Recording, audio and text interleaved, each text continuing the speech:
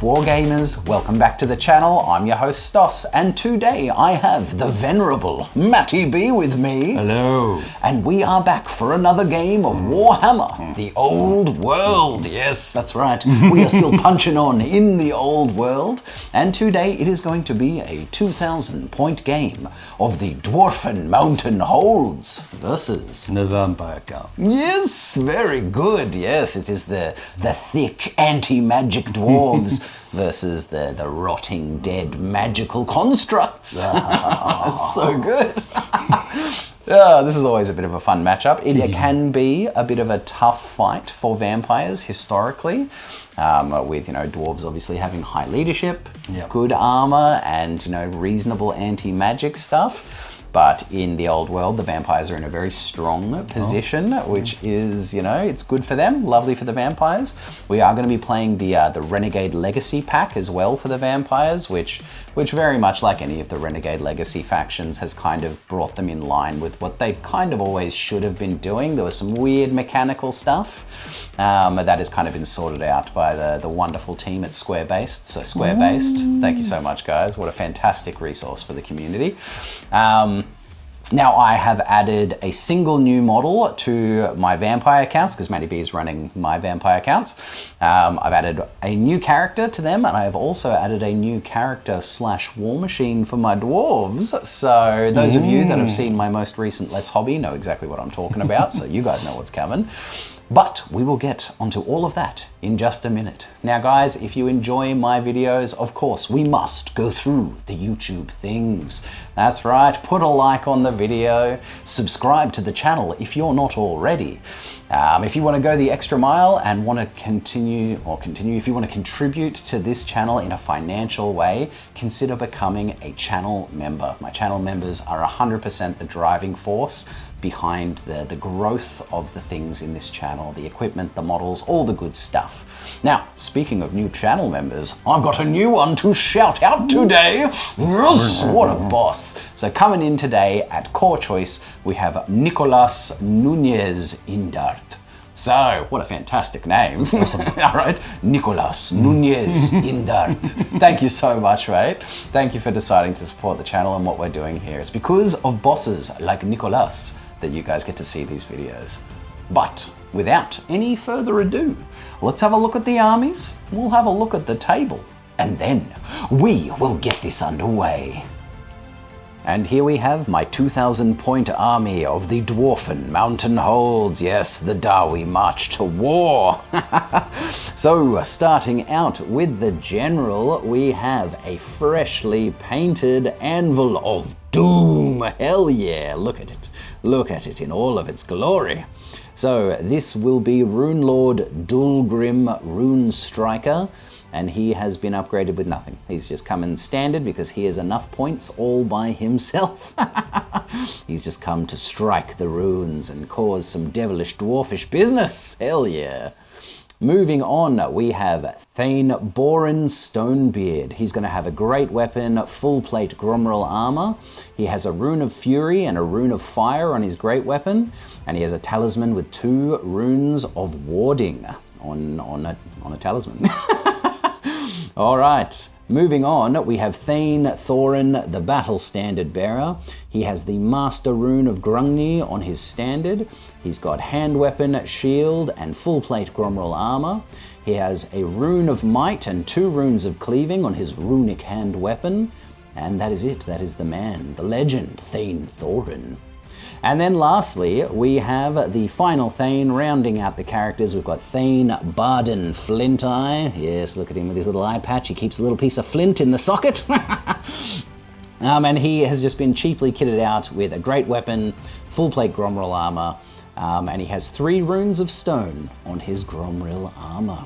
And that is it, that is the characters. Let's move on to the core. So starting out, we have 10 Quarrelers with shields. We have 12 Dwarfen Rangers with full command, shields, great weapons, and crossbows. We have 2 identically kitted out units of Dwarven Warriors. They have heavy armor, shields, great weapons, full command. One is 20 strong and one is at 21. Excellent. Moving on to the special, we have a big unit of Iron Breakers, 22 of them with full command, and that is all, but that's all they need. And then moving into the artillery slots, we have a Grudge Thrower with 2 runes of forging and a single rune of reloading. And then in the rare slot, we have this fantastic old-timey Dwarfen organ gun. And there it is. There it is. It's a fun and fresh new unit list for me. Taking a Rune Lord on Anvil of Doom as the general. I don't have a Dwarfen King with me. The Rune Lord has marched out with the force of the Darwim, leading the throng. But that is it. That is my 2,000 points of the Dwarfen Mountain Holds. And here we have the 2,000 point list of the vampire counts that Matty B shall be generaling today. All right, Master B, take me through it, please, sir. All right, we'll start off with our general, who is the vampire count Dragoslav von Kurz. He is fully armored, full plate armor, level 2 wizard, with the Sword of Kings, Law Familiar, and Charm Shield, and the vampiric powers of Dark Acolyte, Masters of the Black Art, and Lord of the Night. He has also chosen the spell Illusions. My god, he's stacked. He's stacked thick. Super stacked. Hell yeah, big stacked Dragoslav. So with the Renegade Legacy update, we are allowed to now wear armor and cast magic, which is what vampires always should be able to do. If we're not going down the route of like Blood Dragon bloodlines and taking negatives for things, they should just be able to wear armor and cast. So here we are. Fabulous. I love it. All right, sir, who we got next? His brother, Vampire Thrall Dragomir von Kurz. He is the battle standard bearer. He is wearing the armor of meteoric iron and carrying a great weapon. Heck yeah, very nice. So this is my my other freshly painted model for the vampire counts. This fabulous old metal Vampire Thrall battle standard bearer. And yes, narratively it is Dragoslav's brother, and they carry the flayed remains of their father into battle, which I just love. All right, sir, moving on to this filthy looking necromancer. Is our master necromancer, Kaiser Blackhand. A level 4 wizard with Power Scroll, Earthing Rod, and obviously the skill of necromancy magic. Yes, going on necromantic magic. Lovely. All right, sir, let's move into the core. We have 35 skeleton warriors starting off with thrusting spears, light armor, shield, and full command. Love that. The big unit of skelly boys. We follow that with 40 zombies with full command, or stand bearer and musician, sorry. Indeed. There is no champion zombie, unfortunately. The big rot. The big rot, yes, good. We have 2 units of 10 crypt ghouls with a crypt ghast leading them. Very nice. And 2 units of 5 dire wolves with a doom wolf as their leader. Yes, a doom wolf in the pack each. Very nice. Moving into the special, sir. 29 grave guard with heavy armor, shields, full command, including the Drakenhof banner. Very nice. The big elite boys. The bunker for the dragon, for the vampire, no doubt. And then we have 6 black knights with lances, heavy armor and shields, a hell knight, or full command again, and the standard of hellish vigor. Very nice. See if we can get them up the field a little faster. And then lastly, we have our 3 beautiful fellbats. Handbats. Handbats. We have our 3 beautiful fellbats. Very nice. There they are, the flap bats to get into the back lines of the dwarves. Ooh, it's a big list. It's a vampiric list, but that is it. That is the 2,000 points of the vampire counts. Oh. At the darkened borders of Sylvania, an ancient danger stirs. The undead creep beyond their cursed realm, drawn by whispers of power bound into the earth itself. Their goal, the destruction of runic standing stones, crafted by dwarfen hands to hold back the tide of necromancy. At the head of the vampire host stride the Blood Knight brothers, Sir Dragoslav and Sir Dragomir von Kurz, eager to shatter the wards and unleash death's dominion upon the lands of the living. But the dwarfs do not yield their craft so easily. From the depths of his hold, Rune Lord Dulgrim Rune Striker marches forth with his warriors, his mighty anvil of doom ringing with power. At the edge of Sylvania, steel and sorcery collide, and the fate of the living hangs in the balance.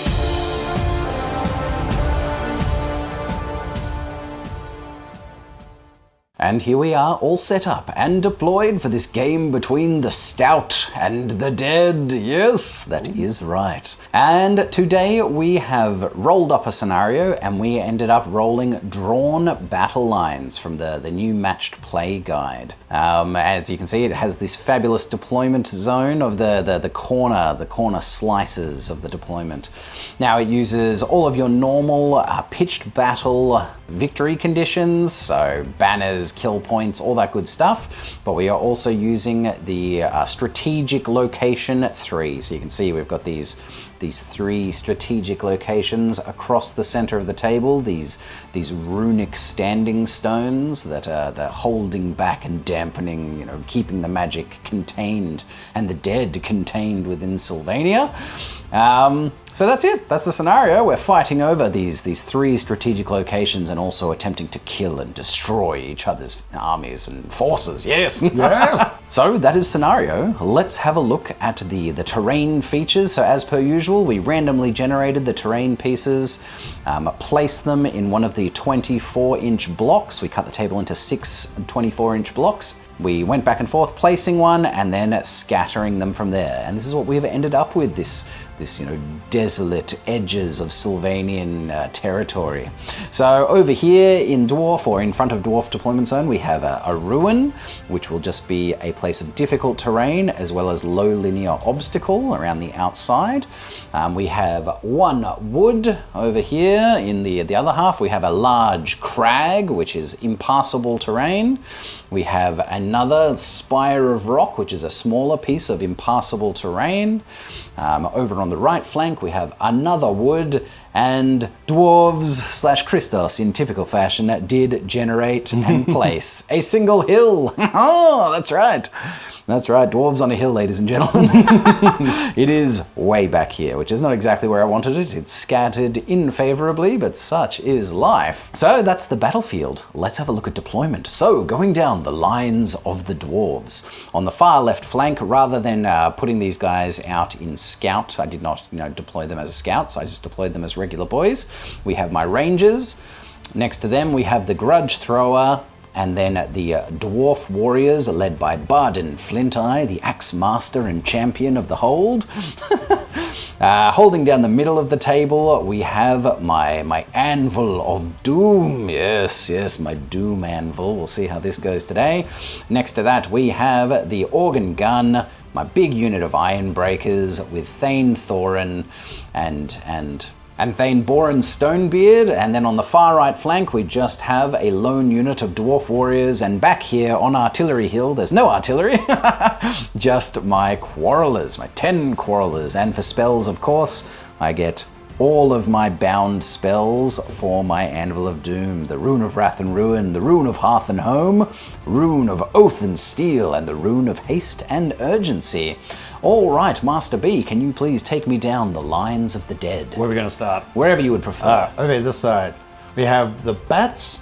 We also had the one unit of the direwolves, the 5 direwolves, but they had vanguard, so they've actually moved ahead in the beginning of the game. They are the vanguard of the army. They are the vanguard. We have the unit of grave guard, then my zombies. Indeed, the Obviously, vampire. My vampire lord is in there, I'll Indeed, count. with the grave guard, yes. Hiding behind here for tactical reasons alone is my necromancer, my master necromancer. Very good. Again, wolves were back here, but they've had vanguard, and then we got my skeletons, 2 units of ghouls, and my knights on the outside. Indeed, and the vampire thrall battle standard bearer is here, yes. within the skeletons there, holding the flayed remains of the once was Von Kerr's patriarch. So there it is. Oh yes, and what magic did you get, Matty B? Oh yes, of course. So my leader could choose. So the Count got Glittering Robes, Mind Razor, and Spectral Doppelganger. Very good. And then I rolled for my Necromancer, who got Hellish Vigor, or chose Hellish Vigor, Spectral Steed, Curse of Years, and Unquiet Spirits. Very nice, very nice. So, this is deployment, this is the battlefield, and that was the narrative. All that is left is to roll for first turn. Oh. Are you ready, Matty P? I am always ready. Good man, very nice. Now, the dwarves, of course, did finish deploying first. I say of course, because now if I had decided to scout these guys, I would not have finished deploying first. But I did not, and so we did, and thus I will be getting a +1 to this roll-off. Also, look at this. I got new dice for my dwarves. Woo! Dice that we should actually be able to see on camera. It goes, the green for my Karakern, but we'll just ignore that that little symbol there. It's just a special kind of rune, that's all that is. All right, Matty B. Exactly. Good luck and Godspeed. Ah! You got a 2. Amazing. Now I do get a +1, so the dwarves do win the roll-off. Wow, what a terrible starting roll. Double 1, shocking. Hopefully that doesn't happen again. Indeed. Now, in the new match play guide, the winner of the roll-off gets to choose who goes first, which was always how it should have been. And seeing as I do have some things in range, the dwarves will take the first turn, will take the initiative to move forward and start holding these runic stones to stop you from destroying them and unleashing death upon the dwarves and the Empire. So, we will be coming back with dwarves, turn 1.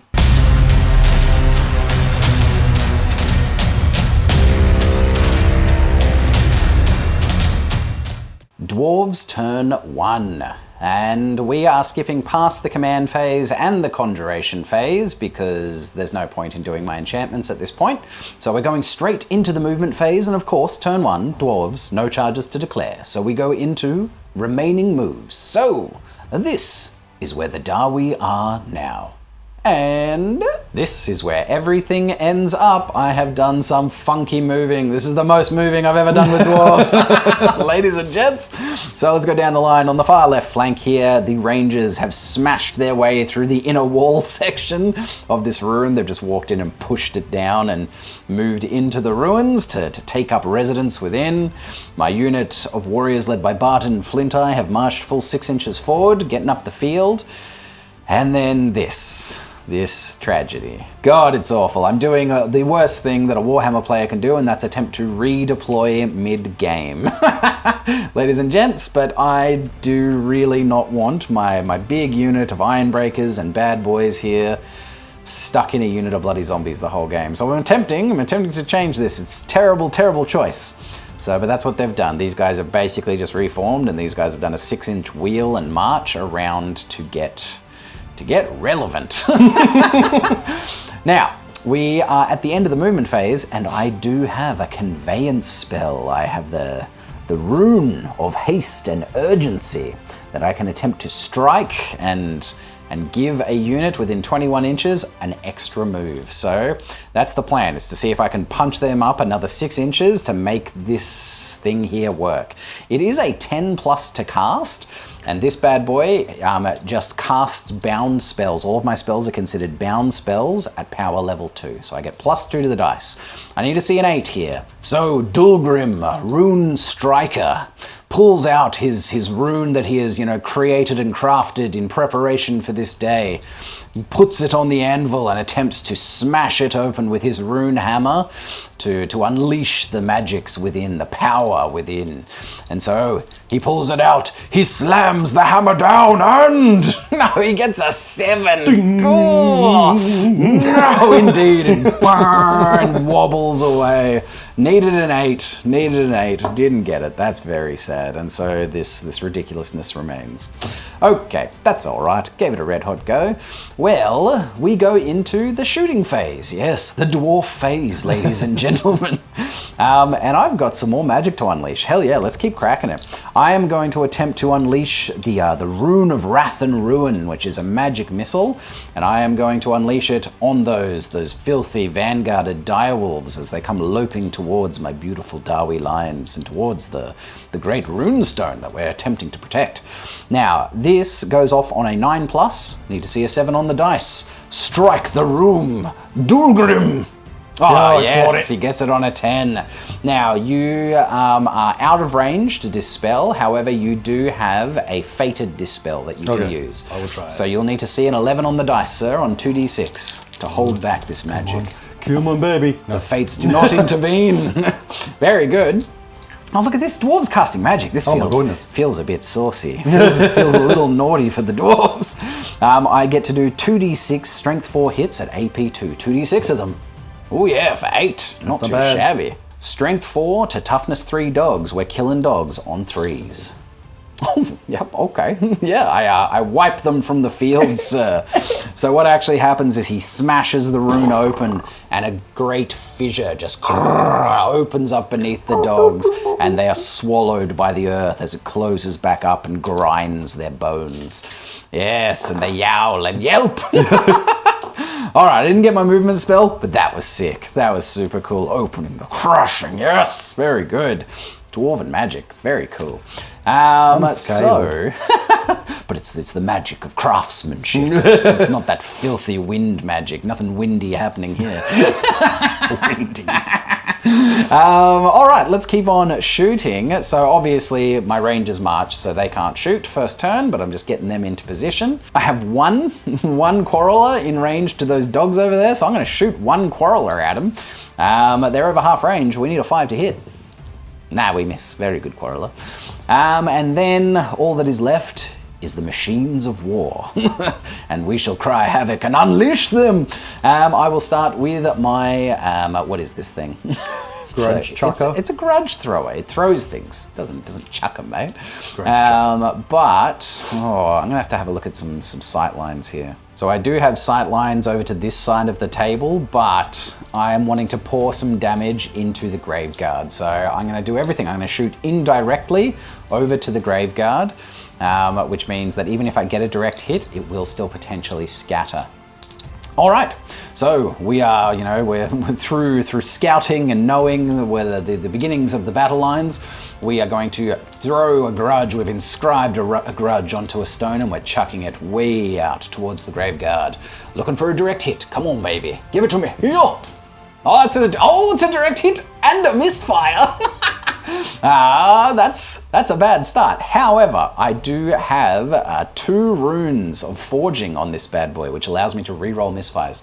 Could you pass me the misfire, please, sir? Thank you. Re-rolling it. For 10. That's not good. All right, we'll figure out where this goes, but I don't think it's going to hit anything. We'll be back. Unfortunately, we scattered off directly in between the dogs and the Graveguard out there. So no love. The first one swings wide out to the far ways, and we've already used one of our runes of forging, which is not a good start.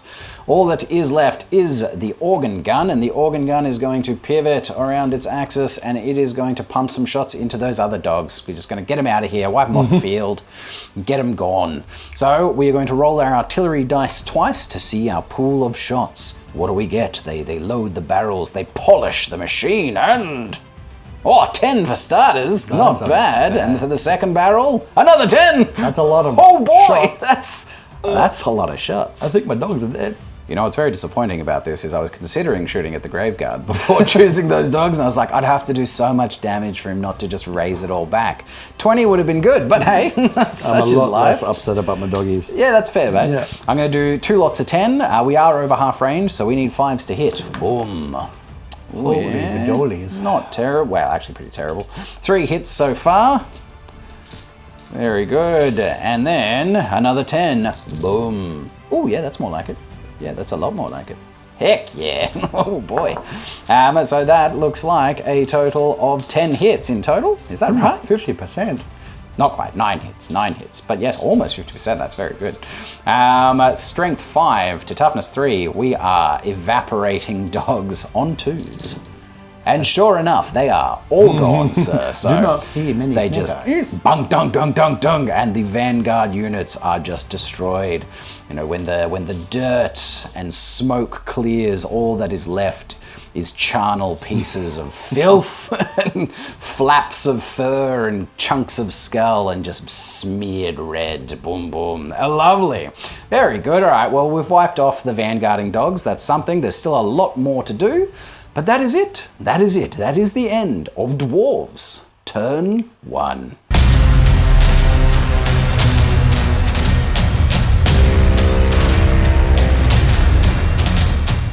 Vampire counts, turn 1. Worth noting, at the end of Dwarf turn 1, I did score 60 victory points for holding currently both of those two objectives, holding both of the rune stones. So hell yeah, scoring points, love that. And now, at the start of the Vampire counts, we're going into the command phase, and we are attempting to invoke Nehek. Yes. To get some more zombies into that already very thick zombie unit. Who's doing it first, mate? Well, it'd just be invocation the heck on them for the zombies. So Yep. I will go leadership test for him as 8. Leadership 8. Let's see if I make it. Ooh, 7. He gets it, Lovely. mate. So he gets his wizard level plus D3 zombies added to that unit. So Plus 2, which means a total of 6, because he is a level 4 wizard. And there is the zombie unit, swollen, bulging with, with its fleshy abundance. So in the end, this is a bit of a funny quirk of the old world. So how many did you actually get? I got 6 in total. But, So you only placed 2. Yeah. So because there was a couple of spaces in the back rank, he could place those, but then with the remaining 4, you would either have to start a new rank at the back, which would put them into marching column, which we do not want at this point because it'll take a whole turn later to get them back out of marching column, and I'm not even sure how marching column would interact with them as they don't march. But you couldn't put them down the side either because there's not enough to make up a full extra row. So now to add more zombies to this unit, Matty B would have to, at this point, be able to get another 6 to be able to put a full extra row down the side there. Now, Matty B, your general also has Invocation from the Heck. He can try it. Okay, let's do it. May as well. Why not? All right, so leadership test. He's now up to leadership 9 as a vampire, which is pretty great. Those are the wrong dice, but that's all right. He has passed. He's passed, it's fine. Which means you get his wizard level plus D3. So you need to roll a 5 or 6 here to be able to actually get any zombies on the field. No. Nice. So again, that would have to be adding an extra rank at the back, which would put him in marching column, which would not He's work. level 3 now. Yes, 3 plus. Yes, yeah, exactly. You see. I see. So now we go into the conjuration phase, which we have something to conjure, Matty B. Hellish Vigor. I'm going to Yes. attempt to do that one. Fantastic. So if I can get a 6+ on it, I can only do it on 1, but if I can get a 10+ on it, I can do it to any creature in my command zone. Sorry, any unit within my command zone with the undead special rule. Yes, which is everybody. Yeah, pretty much everyone. Yeah. Very good. All right, mate. So you get +2 to the roll. You need, hoping for a 10. Yes. You need to see an 8 on the dice. We That's have a 7, which gets you the low Minimum version, 1, so you can give 1 unit One the unit. reserve move special roll. Do I want to try and stop that with my Fated Dispel? Yeah, you know what? I'll try and stop this now with my 1 Fated. You rolled a 7, I need to see an 8 on the dice. Nah, 5 shall not do it. The fates do not intervene on the side of the dwarves. So who in your command range is getting that? The skeletons. The skeletons will get a reserve move at the end of the shooting phase. Very good. No more hexes or enchantments? Not that I can cast on anybody. Fabulous. All right, that brings us to the remaining, the movement phase. I'm assuming we don't have any charges either? No charges, but I do have a conveyance spell I'd like to try. Oh, okay, fantastic. Let's do it now. What is the conveyance spell? That'll be Spectral Steed that I'll be trying to cast on my Necromancer. Beautiful, yes. All right, what does he need it? 9+. 9+. All right, getting +2 to the dice. In a 7. Oh, he's got it on a 10. Very good, sir. He shall be riding his spectral steed. He conjures this ghostly steed beneath him, ready to fly around the battlefield. That filth! All right, fantastic. We're going to go into remaining moves. So, this is where the undead legions are now. And this is where they all end up. All right, Master B. Give me your movement phase wrap up, please, sir. I'm being a nutbag over here. I just went cray and went the entire distance I could. Indeed, and worth noting, we've done all of the reserve moves now, rather than waiting till the end of the magic phase. It's just... There's no actual point. Yes, indeed. Unless there was a weird interaction where it would actually affect the game state, then we'll do it that way. Otherwise, I'm fine to just do it in the movement phase. Huzzah, it's remembered to be done. Rangers getting Overwatch. That's not a thing. But indeed, they've clip-clopped their 14 inches forward, Matty B being a mad, crazy man, as per usual. And then my ghouls are pushed up so I can claim that and also scare people. Yes. I had my reserve move, so I got an extra bit of movement with my skeletons, which is much needed, because even with that, he's only on par with the rest of the slow-moving guys over here. He was held back a little bit. So these guys are just crept a little bit. And then my guy who cast his fly just went, boing. Indeed, he rides his spectral steed and flies it over the crag. Over the crags. Very and then good. lastly, I have my bats who have just gone their full movement into the forest, which they can apparently do now. Indeed, they just hang from the trees, those filthy bats. All right, that's movement phase done. We're rocking and rolling into the shooting phase / the magic phase for the vampires. Magique. What magique would you like to cast, sir? Well, the only one I have already figured out I can cast is my Mind Razor, which is from my vampire count down here. The Lord of Lords. Indeed, the Lord of Lords, yes. Sir Dragislav von Kurz. So, all right, so what do you need? I need a 7+. 7+, and you're getting a +2 to the dice because he is a level 3. You got you a get 7? it, mate. Yep, with a I am 9. out of range with Dulgrim, Rune Striker, and I've already used my Fated Dispel, so mate, it's all you. So the target enemy unit now must make a leadership test. No negatives? There is nothing to touch the test. No. Fabulous. No touching my test. No boy. test touching. Keep your hand off my test. We are Leadership 9 Dwarves. Yes, we feel no fear. So now you add a D3 Strength 3 hits with no AP. Okay, D3 Strength 3 hits coming in, mate. How many? Total of 2. 2. I am Toughness 4 Dwarf, so it will be 5s to wound. No, the double one. No. Yes, your razor cuts my mind not. No mind cuttage. Indeed, very good. The strong mind of the Dawi. And that is all of my shooties. Very good. Yes. All right. I think that's turn then, sir. Excellent. The dead have surged forward. Some of them very quick and some of them very slow. But that is it. That is the end of Vampire Counts Turn 1.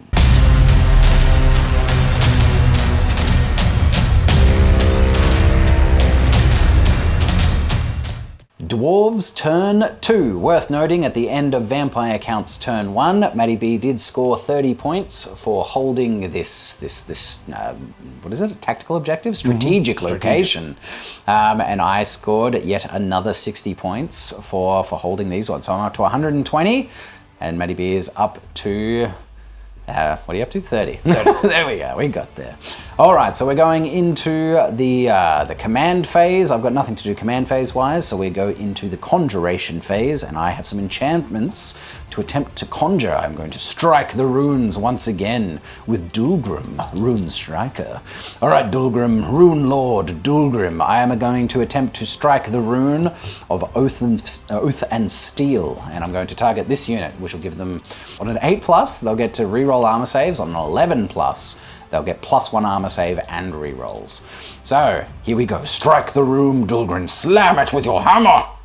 Very good. I do get the 8, because that goes up to a 10, sir. Would you like to try and dispel it? So do you get it permanently or not? No, just for this turn. Okay, well then But you can dispel everything you want. So you need to get a 9 to stop it. You need to beat my roll. And you do not. Very good. Very good. So the rune of Oath and Steel shall be upon this unit.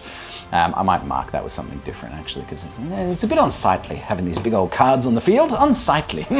And then, just because, I will also strike the rune of Hearth and Home, which just makes everyone within 21 inches immune to psychology, because why not? Make the Dawi brave, and we need it on an 8+. Hoo-yah! And I get a 7 + 2 makes a 9, sir. You will need an 8 to stop it. Yes. And you do, very good. The magics of the wizard hold back the magic as it goes, it's cracked and unleashed. But the necromancer and saps it and sucks it away because he sucks. Hey! Very good. All right, that is the conjuration phase done. I have struck the runes, and I do have some stronger armor. Their armor hardens and gets encased with rune magic, which is so cool. Still no charges to declare, so we are going back into remaining moves. So, this is where the Dawi are now. And this is where everything ends up. All right, let's keep on going on. So here in the middle, Bard and Flinteye and the warriors, the clan warriors out of Karakhan, have again done a full march forward just to get right on that objective, right on it. Right on it. And claim it for the Dawi. And then over here on the far right, this ridiculous dance that I'm attempting to do over here is continuing to dance. I have done a full march forward with this unit and another full march wheeling and dealing to get the Ironbreakers relevant as well. Now at the end of the movement phase, I'm once again going to attempt to strike the rune of haste and urgency, and God do I need it. I need it. It is a 10 to cast. It is a bound spell of power level 2. I need to see an 8 on the dice. Now is your time, Dulgrim. Now is your time to strike the rune, for we are at need of haste and urgency! Oh, he's got it! Unresistible! Epic. An epic moment. However, upon reading the rules again, you cannot get a perfect invocation with a bound spell, and all of the anvil spells are now bound spells. But nonetheless, I have rolled a 12, which goes up to a 14. You need to see a perfect dispel, yes, which means you need a double 6 as well. Ooh, a high roll, but not enough. So the rune of haste and urgency goes off. What does it say? Let's read the flavor on the card. As the runes are struck, time slows around the marching dwarf throng. Epic. So he cracks it open, and time slows around the marching dwarves. And instead of being here at their normal speed, they are right here with the rune magic swirling around them. They quick step over to here. In the blink of an eye, the dwarves have moved up and out of the way of their Ironbreaker brethren, ready to finally face off with the zombies and get the heck away from that vampire. So I've managed to get, out to this way while making like the Graveguard are at like a max charge. So if you wanted to try it, you'd have to get a 6. And even then, only a few of them would be making it into base contact, and I doubt the vampire would be. So, yes, that's the best I can do with my attempt to redeploy with dwarves during a game. It's, getting that off has definitely made it kind of worthwhile. But that's movement phase done, ladies and gents. We're rocking and rolling into the shooting phase, and I'm going to continue to strike the runes. That's right, and we are going to attempt to strike the rune of wrath and ruin. And I'm going to try and open a fissure in the earth below those skeletons over there. See if I can fissure them real good like. All right, so the wrath and ruin is a 9+. I am a bound spell of plus power 2, so need to see a 7. Strike the room. Dulgrim. Very good. I get an 8 on the dice, mate, which means you need a 9 on the dice to stop me. You do not. Very good. We strike the rune, we crack it open, and a fissure opens beneath the unit led by Sir Dragomir, doing 2d6. Boom. How many? 8. Not too bad. 8 strength 4 hits at AP 2 as they get munched up by the crags of the earth. Wounding on 3s. Heck yeah, not too shabby. 6 wounds, sir. Now, you have light armor and shield, so the AP goes through it, but you are necromantic undead, my friend, so you will have 6 up regens. 6 ups. Yes. Ooh, I got one. You did get one, mate, so 5 of them are pulled into the earth, crunched and munched by the crunches of rock as it crunches out from under. I said crunch a lot then. Crunchity. Crunch. 5 of them are smashed to pieces as they are just closed around by the jaws of the earth, and spires of rock come shooting up through them. But one of them, just through the sheer force of devastating death magic emanating from the vampire, just regenerates its way, puts itself, exactly, reassembles back into lockstep with its brethren. Very nice. Oh, this is fun. This rune magic is pretty sick. I like this. This Anvil of Doom is pretty Pretty spicy, ladies and gents. All right, now let's keep on shooting with my lovely conventional weapons. So, what have I got here? Unfortunately, my organ gun here has completely been blocked by this quick-moving unit of dwarven clansmen, so they cannot draw a line of sight to the Graveguard at all. They currently can't draw a line of sight to the skeletons, maybe a tiny bit, but they'd have full cover. We can draw a line of sight to the zombies. And even then, again, they do have some partial cover by these dwarves.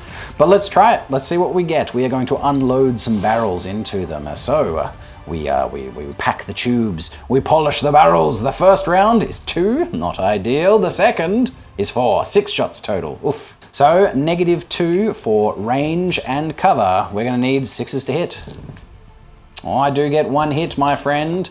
We are vaporizing a zombie on 2s. We do get him at 6-up regen though, mate. Ooh, yeah. Remember, for everything. For everything. Yes. He cannot put himself back together. Not he is him. just put, down in a puff of smoke and vaporous bloom. He's gone. He's vapored. He's turned into the tiny specks on the wind. Very good. Not too shabby. Well, actually very shabby. One guy. Max shabby. My quarrelers back here have range. 3 of them have range to those zombies. Needing 5s to hit for range. Hoyo! I do get a hit. Yes, just as much as the old organ gun.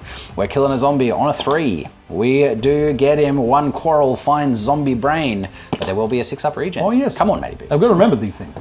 I am a zombie. No. No, and I killed a dwarf. Yeah, settle down with my dwarf, mate. But another zombie falls with a quarrel in the head. Ching. Very nice.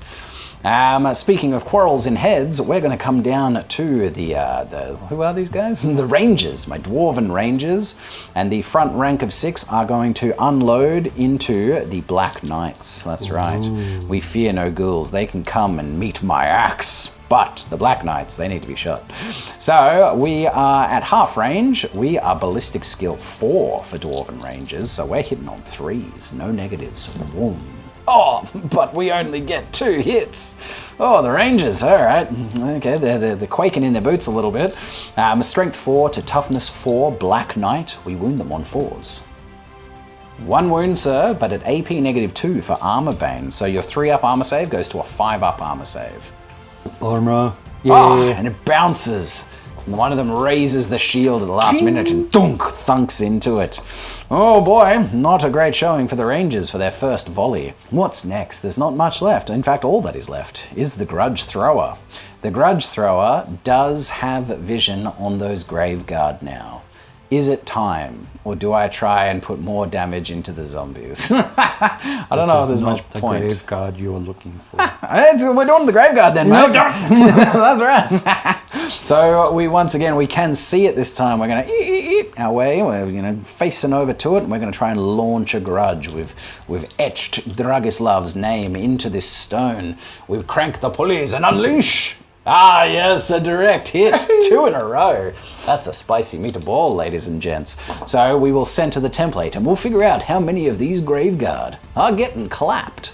We have 2 completely covered by the template and 10 clips. So let's have a look-see. How many of these partials come into the hit pool on 4 pluses? Get in the hit pool, Graveguard. The water is fine. It's bad. Oh, it's very bad. The water stinks. Stinky water. Stinky water. Only 2 out of the 10. Should have been 5. All right, we get a total of 4 hits. 1 of them is directly under the dot and gets hit at strength 8, so is getting turned into bone meal on a 2. Very good, 1 of them. And then the other 3 on 4s. 1. All right. Ooh, a direct hit, and we get a total of 2 wounds out of it. So there is, I'm not sure what one of them is AP 1, so we'll start with that one, and that would go to a 5-up armor save.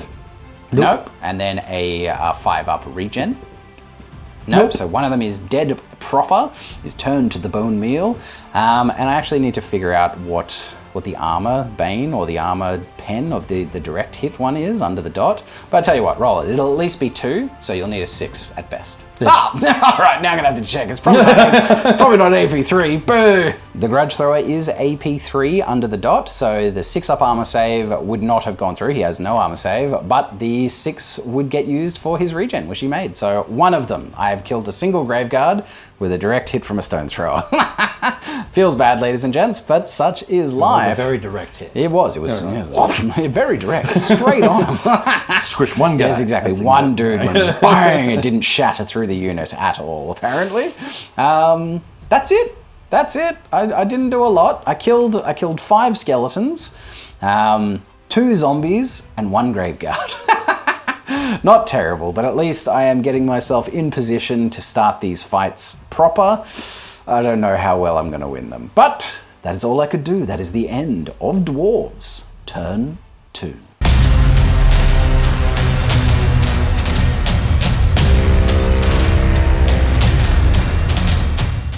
Vampire Counts, turn 2. Worth noting, again, I always forget at the end of my turn, but I did score another 60 victory points, and Maddie B scored another 30, so Maddie B is on 30, and I'm currently on 180. I'm cranking them points. The dwarves are holding down the stones. And we are going into the command phase, and it is time for the invocation of Nehek once more, sir. Where would you like to start? I'll start with my vampire count. He's going to try to bring my old boy back. Indeed. Bring back that 1 grave guard. Leadership test. Leadership 9. Whoop. He's all good, loves it. And you don't need to roll the d3 because you just bring him back. Very good. The power of Nehek brings back one of those grave guardians, and the unit is once again complete. And now Kaiser Blackhand. He's going to try and bring back some scalies. Indeed, mate. Again, leadership 8 this time. Oh, too much. He's failed it, but it is re-rollable for the Battle Standard Bearer. Oh, Battle Standard Bearer. There it is. It comes into play. Oh! Too much. He could not invoke Nehek this time. No. What Nehek? What the heck? What Nehek, Kaiser? At least got to do it every game, at least once, guys. All right, cool. So those skeletons stay dead. That's pretty spicy. Now we go into the conjuration phase, Matty B. And what would you like to conjure? I am going to conjure some glittering robes. Oh, yes. Over here on this fella. Fantastic. Let's see if you can get him, mate. So it's an 8+. Yep, getting +2 to the dice. Who got it? That is an 8. Are you within 24 inches of this guy yet? I suppose not. You haven't moved. I haven't And you won't moved, before, and he so- doesn't, so yeah, probably won't. No, probably not. Well, I will attempt to dispel it because you've rolled quite low. I just need to see a 7 on the dice. Hoya! And I do a 10, sir. The fates intervene. No glittering robe. Indeed, on behalf of the Darwi. All right, and any other enchantments or hexes? I will attempt a Curse of Years. Oh, yes. I'm pretty sure I can do a Curse of Years because pretty sure you can. You are close enough now, yes. So on that unit, Very good. they are going to get a Curse of Years at the 9+. All right. You are getting +2 to the dice once again. No, not not this enough, Matty B. time. Ouch, okay. Magic isn't coming through on turn 2 for the vamps. I will do a Hellish Vigor as well. Of course, yes. Hoping for the big one. And I might actually use my Power Scroll for this because I actually want it to go off. Oh, you have a power scroll. I Very do have good. one Power Scroll. Okay, and you're using it on this for the Yep. Hellish Vigor? All Yep. right, love to see it. So you get to roll 3d6 and discard the lowest. Very good, Yep. discarding the 2. 7, 8, 9. Oh, I just make it for the lowest. I will try and dispel that because you are in range. I need to see an 8. Oh no, actually I need to see a 7 because I get +3 to dispel with Dulgrim, Rune Striker. So I need to see a 7 on the dice. And I see an got 8, it. mate. We hold it back. Yes. The great anvil of doom and the rune smith pulls it down saying, no magic. Oh, mate, stymied. Yeah, Savagely massively stymied. Indeed. Stymied. All right, well, that is the conjuration phase done. We go into the movement phase. Any charges to declare, Matty B? Charges, Matty B? I'll declare the charge for the zombies on the Dwarf Warriors. Very good. I will hold. So it is a 6-inch charge. We need to see a 6 on the dice. Oh, sorry, no, it's an 8-inch charge. Oh, he's done it! Oh my god! Excellent. 1 and a fail. Amazing. That's great. The zombies are in. Zombies are in. Oh boy. Very good. We'll get that moved in with remaining moves. So that was the only charges. So we're going into remaining moves. This is where all the dead things are now. And This is where everything ends up. Now, before we go into the wrap-up, worth noting, we did have a look at the ranges here before we moved, too far into the movement phase, and it was only needed to roll a 5 on one of the 2d6 to make it there. So I was like, oh man, we'll just do it now off camera. You want to give it a crack? And he's like, yes. And he rolled double 6. So Dragomir, the thrall, and the skeleton spearman have made it into combat with my beautiful Dawi and Barden Flintai. Oh, that's spicy. All right, Matty B, give me your wrap-up. All right. Well, you have 2 consolidated charges, obviously. Indeed, they made it. Boy, they howdy. both made them. Over this side, my 9th had a change of heart from being as clowns and decided to instead do a prepared charge with the ghouls. Indeed, coming towards the ranges. The ghouls all set up into a chargy formation as well, trying to encircle this rune. Yes. Oh my god. The ranges are sweating. Sweat. I didn't get very far here, but hopefully I have moved Old Mate over here to try and boost their movement and bring them up a bit further to clash with the next unit in line. Indeed, the Iron Breakers. And then me bats have come around behind to be really sneaky and bat-like. Filthy flap bats. Very good. All right, that's the movement phase done. It was a spicy one. A couple of big charges coming off, some big ones being set up, and 2 big units on the far right flank spoiling for a fight. Thank you. It is magic phase time / shooting phase, but for you, that is the magic phase. All right, Matty B. Most of my casters are over here. So I will start off with my Lord. Your Lord and My Savior. Lord. And he's going to try and mind razor this group again. Very good. I will try to get it off. It's a 7+. I got it. Got an 11. Yep. You are, unfortunately, out of range for me to wizardly dispel with my beautiful Anvil of Doom. You are well and truly out of range there, so I just have to take it. And I'm pretty sure I've already used the Fated Dispel on his first. Okay. So, all right, what does it do, mate? Well, that's because test? I went over the 10. Oh, yes, you did. So, no, that's a different one. Don't worry. Okay. Ignore it. Leadership test. Go for it. Leadership test, leadership 9, and it'll be on Boren Stonebeard's leadership. Very good. He fears you not. So a D3 strength 3 hits. Oop, 3. 3. Love to see it. 5s to wound, Matty B. Can you razor the minds of his Dawi? You cannot. Their minds are too strong. However, like stone. I have another. Very good. Tell me about it. I'm going to unquiet their spirits. Ah. Their spirits will be so unquieted. I think you're summoning unquiet spirits. But that's all right. You leave my spirit alone. No, your spirits. What do you need? It's an A+. A+, getting +2 to the dice. Very good, 9. He gets it. The magic missiles are coming off. I cannot stop it, Matty B. What does it do? All right, so this one is 3d6 strength 2 hits with no armor saves permitted. Oh, spicy. Oh, but luckily I rolled low on that one for you. That's savage. Okay, 4 hits have come through, Matty B. Let's see it. 4 hits. Wounding on 6s, because strength 2, was it? It was strength 2 hits with no, yeah. Yeah, strength 2 hits, toughness 4, 6s to wound, no armor saves allowed. No. Not a 1, Matty Not B. a 1. All the magic missiles fizzle. Indeed. The missile fizzle. Missile fizzle.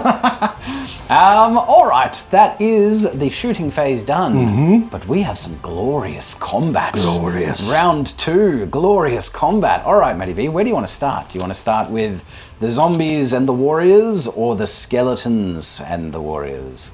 Let's start with the skeletons. Very good. So you have charge, sir. Do you want to declare any challenges? Yes.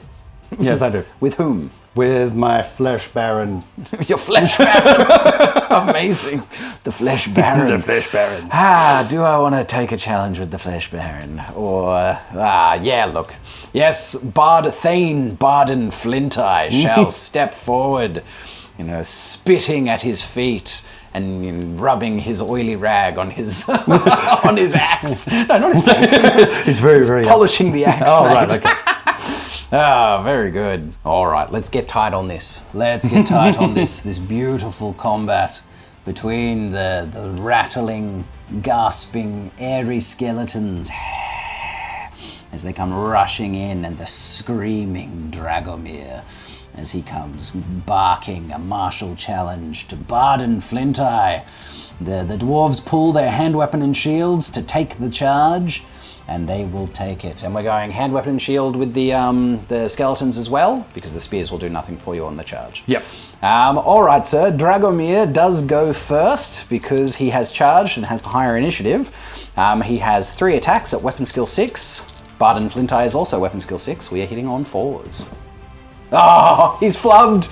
He's flubbed it terrible with his great weapon, the great sword. He's swung wide in his fury. Oh, Dice jail. Barden Flinteye swings back. He also has 3 attacks with his great weapon. Again, hitting on 4s. Rah. Oh, he has also flubbed it a bit, but he has gotten a single hit. He is strength 6 with his great axe. You are toughness 4. We wound you on 2s. Where does the axe strike? Oh, yes, right in my boom. spleen. Very good. And that is, the AP doesn't matter because you wear the armor of meteoric iron, but we have smashed and we've done a strong hit.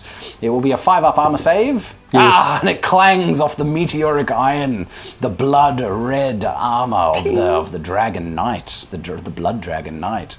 Epic. Damn it. That was a pretty But at least I live. I live for this turn. We live. All right, mate, and then you would get to swing with the rest of your skeletons, of which there are 5, 6, because you do have a skeleton veteran or a skeleton champion. And you'll be hitting on 4s.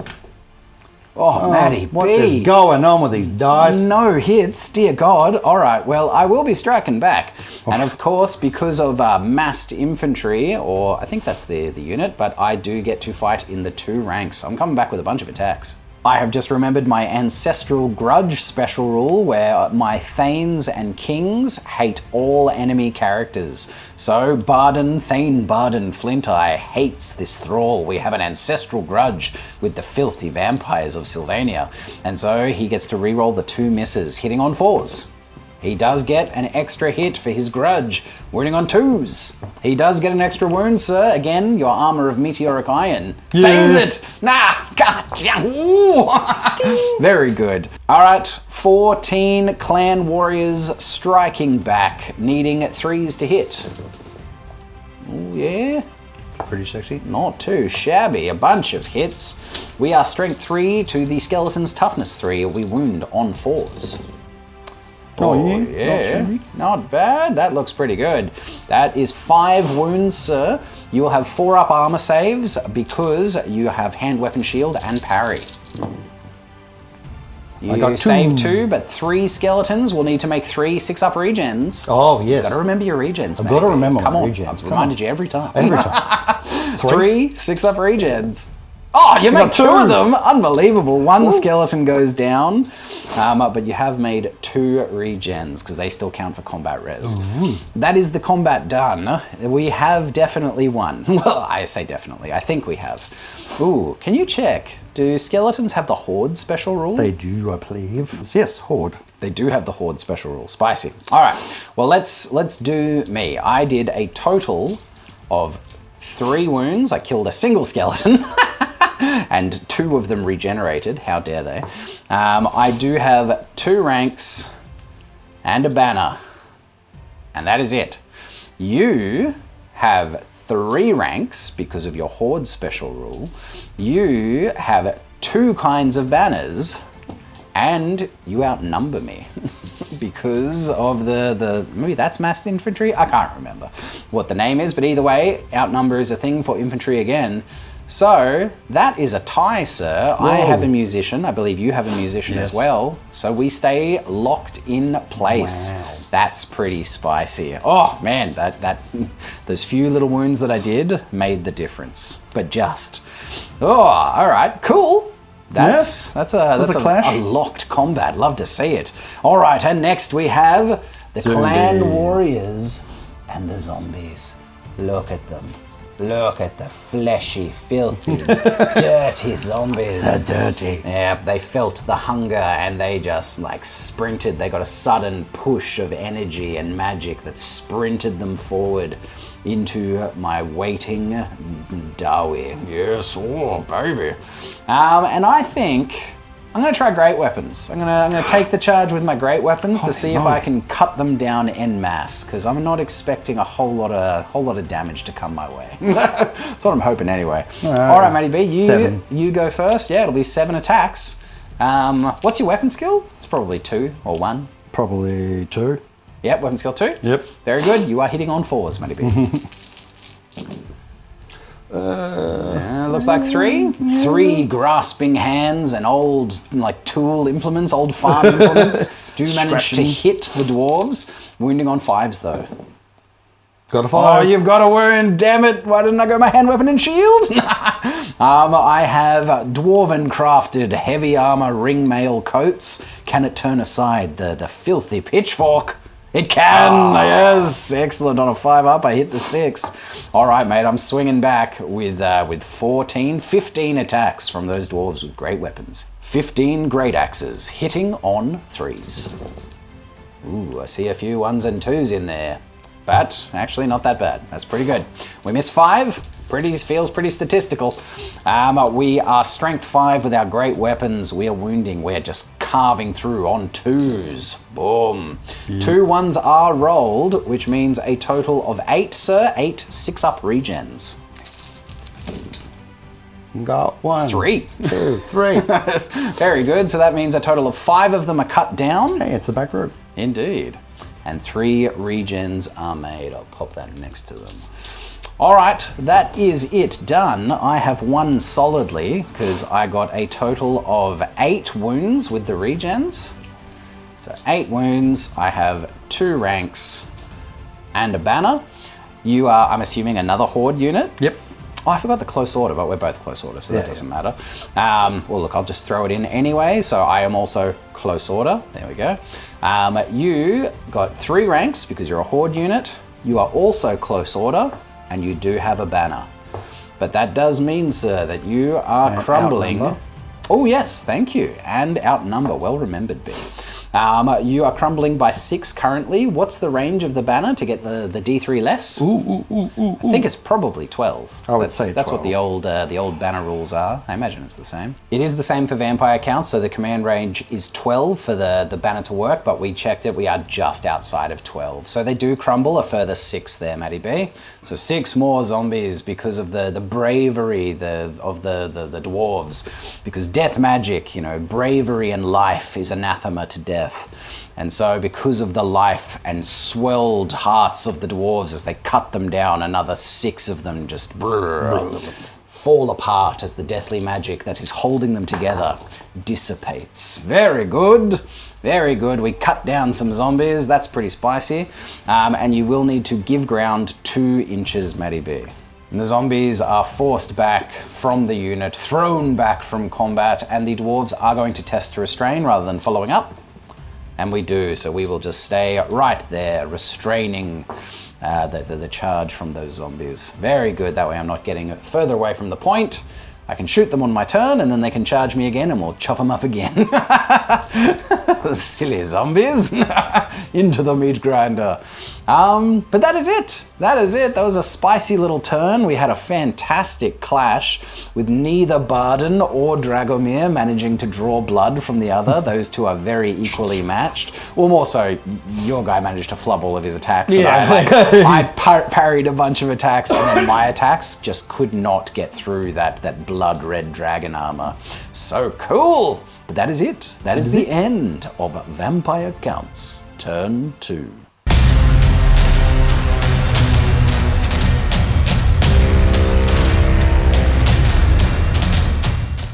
Dwarves turn 3, and we are going into the conjuration phase. And worth noting, I have just read once again the rules on bound spells, and you can only cast 1 bound spell per phase. Boo, Christos. I've been attempting to cast 2 enchantments a phase, but that is my bad. None of them have gone off, so... I mean, I've never gotten both of them off, so I don't think it should matter, but still, nonetheless, flame me in the comments, people. Christos did bad. So I shall be only casting 1 enchantment per phase now, and I will be trying one. I'm going to be going for the Rune of Oath and Steel. Alright, Dolgrim Rune Striker. Strike the runes. We need an 8+. Oh yeah. And I do get an 8 on the dice, mate. Do you want to use your Fated to stop it? This is going to give the Rangers reroll armor saves. I might do it. I think it's probably a smart idea. You need to see a 9. A 9! Oh, he's done it! He's done it with a bloody... Oh, you can't do a perfect invocation on a Fated, but nonetheless, a double 6. You filth dog. You and the Fates. The Fates, the winds intervene. The Fates want those Rangers dead. I don't like the sound of that. I don't like the sound of that at all. All right, well, that sucked. Thanks, matey B. I'll sit back down. Yeah, please. All right, so that's Conjuration step done. We go into the movement phase / declare charges. And I don't think I'm going to declare any. So no charges. We go into remaining moves. This is where the Dawi are now. And this is where the Dawi end up. So on the right flank, the Iron Breakers, led by the double Thane, Thane Boren and Thane Thorin, have moved up, ready to face off with the great vampire count, the vampire knight, Sir Dragislav. These guys reformed so that if need be, they can plink some shots into them. And also just make sure that if they decided to charge me, they are charging me in the front. It feels like they're more likely going to charge them, but nonetheless, no point giving them my flank. And that's it. That's movement phase done. We are going back into what I like to call the dwarf phase. The shooting phase, ladies and gentlemen, that's right. And we've got some things to shoot. And you know what? We are going to start by striking the runes once again, and we are going to strike the rune of wrath and ruin. Looking for a 9+, with +2 on the dice. We do get it, sir. You've used your Fated, and you are out of range for the Wizardly Dispel, so we are striking the runes, and we are going to do 2d6 hits onto those bats. We're going to see if we can, shoot some spikes of rock up into them as they've landed on the ground and gobble them up with the earth. 2d6 of them. Only 4. That's not good. Wounding on 3s. Wow, all 4 wounds did come through though, mate. That will be 4 6-up regens. Drop dice. I'll take that. Drop dice never count, Matty B. Nice try. No! So 2 of them get gobbled up by the earth. Boom, boom, boom. Very nice, and off they go. And then, yeah, look, my quarrel is here, seeing as they reformed, specifically for this reason, we'll attempt to shoot them, 10 of them. We do have cumbersome crossbows, which means it's -2 to hit, which means we are hitting on 6s. Need a couple of 6-ups here. Hurrah! Oh, I did get 3. 3 of them quick on the move, quick-shotted. Some crossbows. They're wounding on 3s for strength 4 to toughness 3. Bat. 2 wounds have come through, mate. It is exactly enough to kill that last bat. Oh, you make it a 6-up regen? How dare you? He's got 1 health point. 1 health point left. I'll pop a little dice on him, mate. Yep. He is down to 1. How dare he? That's very annoying. But 1 bat with 1 health, I can probably let that fly. Yeah. I reckon. Thanks, buddy. Next, I'll do my organ gun at the zombies. So we're gonna crank up the barrels. We're gonna give it another last-minute polish. They'll have to polish these barrels. How many do we get? First barrel, misfire. Woo! Oh boy, that's not great. So it's going to be an additional -1 to hit because the first barrel has misfired and bucked and rocked the machine. If I roll another misfire, this will be very bad. Please no. Boo hiss. Gosh, no, that hurts. That hurts. The great machine has malfunctioned significantly, and so we roll on the black powder misfire table. We're looking for a 5 or 6, just for a nice little 5 or 6? Oh, 1? No! That's not good. It is destroyed. The weapon explodes with a thunderous noise, leaving a hole in the ground and a cloud of black smoke hanging in the air. The model is destroyed and immediately removed from play. They polished it once too many times. Too many polishes. They were polishing it so hard that they polished a little hole in one of its firing pins, and boom, off she went, being destroyed and removed. And all that is left is a crater in the ground and the smell of burning beards. Oh, savage. God, that's That's a big swing. That's a no bueno. All right, all that is left is the little grudge thrower that could, and so far has not really could at all. Oh, I'm sorry. Yes, I do have quarrelers left as well. Not quarrelers, no, rangers. I'll just do the grudge thrower first. It's your turn, Grudgy. And God, do I go for the zombies? I've done nothing to the zombies. It feels bad not doing anything to the zombies, but they are danger close for scatters, and I don't want to scatter onto my boys. No, we're going to go indirect onto the grave guard. So here we go. Scatter an artillery dice. Hoyo! Uh-oh. 8 inches back. Uh-oh. Straight towards my dwarves. Uh-oh. We'll measure this up. Uh-oh. And we'll be back. We have scattered back right onto the very edge and corner of my dwarven warrior unit. Uh-oh. Turns out if I went for the zombies, I just would have scattered off them. But hey, there we go. So we have 2 partially clipped dwarven warriors in by the template. They're coming into the hit pool on 4 pluses. Stay out of the pool, boys. The water is terrible. Oh no! They're keen for a bath. And they are getting wounded on 4s. Please no. One of them does get wounded. It is AP -1. They have heavy armor and shields, giving them a 4-up armor save. Goes to 5-up. Can the dwarven crafted helmet turn back the shard of rock? It does! It pings off the side of the helmet. Amazing. I don't need a bath after all. That's right. Oh, God. That was rough. All right. Rangers time. Oh, yeah. We are going to shoot at the knights. Come on, let's get tight on this. Let's have a quick look. Look at these rangers. We're just sitting here in our ruins. We can see that we're getting, flanked by the knights and surrounded by ghouls. And they've got one last chance to throw out a little fusillade, maybe one more once they actually get shot with the stand and shoot, but nonetheless, here we go. We are under half range, so we are just hitting on 3s for Dwarven Rangers. Very good. Missing 1, not too shabby. 5 hits come through, strength 4 to toughness 4. Black Knights, it will be wounding on 4s. I need to see some 6s here. Oh, I do get 3 wounds and 1 6. So 2 of these will be at your full 3-up armor save, 1 at a 5-up. So 3 ups. Oh, yep, both very good. Try not to into the thing. Oh my God! Come on, B. I'm sorry. You son of a gun. Oh, okay. That's my shooting phase done. That was a terrible shooting phase, ladies and gentlemen. Very, very bad. Very bad. I kind of dealt with the bats. Yeah, the bats are done. That's something.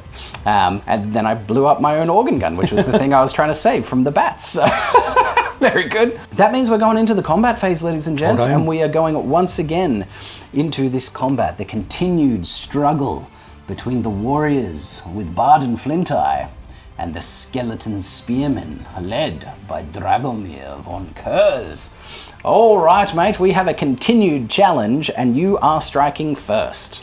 Do we do fear now or after? Ooh, yes. Thank you, Matty B. Good job. I completely forgot last round to do my fear tests for these guys and those guys. So I'm sure it's already through the comments already, ladies and gents.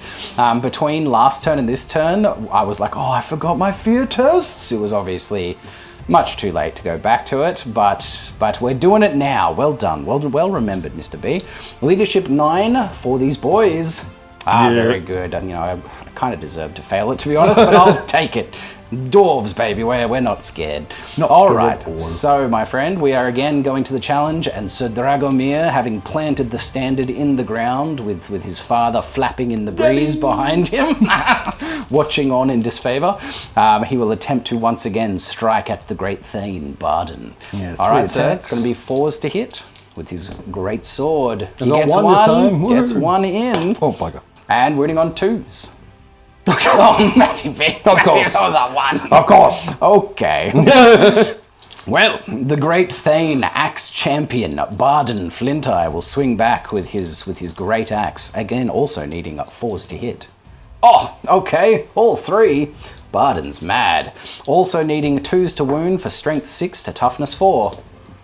Very good, 3 wounds, mate. So, 2 of these, again, I keep going to my negatives, but he wears the dragon plate, which is actually the armor of meteoric iron. All right, my friend, so it'll be 3 5-ups. Makes No. none of them, and then another 3/5 up regens. Oh, we chop him down! We put him down, we hack into his shoulder, finally splitting through the great plate, and then decapitating him, getting a point of overkill for the challenge. Oh, that's epic. He is worth 3 points. Oh, we cut down Dragomir. Oh, that was brutal. My God, unexpected. But huzzah. All right, Matty B. Oh yes, we should have declared our weapons at the start. I was going to declare hand weapon and shield, and you are going spears and shields, exactly. You would be going faster than me because, well, actually, what is your initiative? What's the initiative of Skeleton? It's probably 2. Not. They have the initiative of 2, yes. Very good. All right, so we strike at the same time. It's my turn, so I'll just go first. 14 attacks from the Dwarven warriors, hitting on 3s. Ooh, yes. Ooh, mucho 1s and 2s. But still, a healthy amount of hits and wounding on 4s, strength 3 to toughness 3. Oh boy, okay. 2 wounds out of the bunch. And that will give you 5 up armor saves for light armor and shields. 2 of them do go down. Oh, sorry, 2 6 up regens, maybe. You regen 1, very good. But 1 of them is pulled, and I'll just put 1 here for regen so far. Now you would still attack back with 18 attacks, 3 ranks on the attack back with the spears. Spicy. Hitting on 4s. Oh yeah, looks healthy. 3, 6, 9. 9, perfectly average, mate. Look at that, half of them, very nice. Wounding on 5s though, for strength 3 to toughness 4, dwarf. 1. 1? Brutal, dude. The dice, my goodness. I will have a 3 up armor save against this for heavy armor, shield, and hand weapon parry. Yup. Very good, and we parry away the spear. They cannot find purchase in the dwarfen flesh. Oof, that was a big combat for the dwarves. Let's look at it. So I've done 3 wounds in the challenge. I killed a skeleton and 1 regenerated. And that is it for wounds. I also still have 2 ranks and a banner. You have 3 ranks for your horde special rule. You have a banner, and I think you still outnumber me. It looks like you do, yes. I think that is it. That means I just win by 3, so 3 more crumble, Matty B. And then I would push them back, drive them back 2 inches. Ending up just there, and I think I will test to restrain. 9, I do. The Dawi will stay. All right, that was a big swing for the dwarves, putting down the vampire thrall battle standard bearer, old Dragomir. Yes, very sad. Look at him, laid to rest. Oh, noble Dragomir. But that may send old Dragoslav into a red fury, a rage indeed. But that is it. That is exactly. That is the end of Dwarves Turn 3.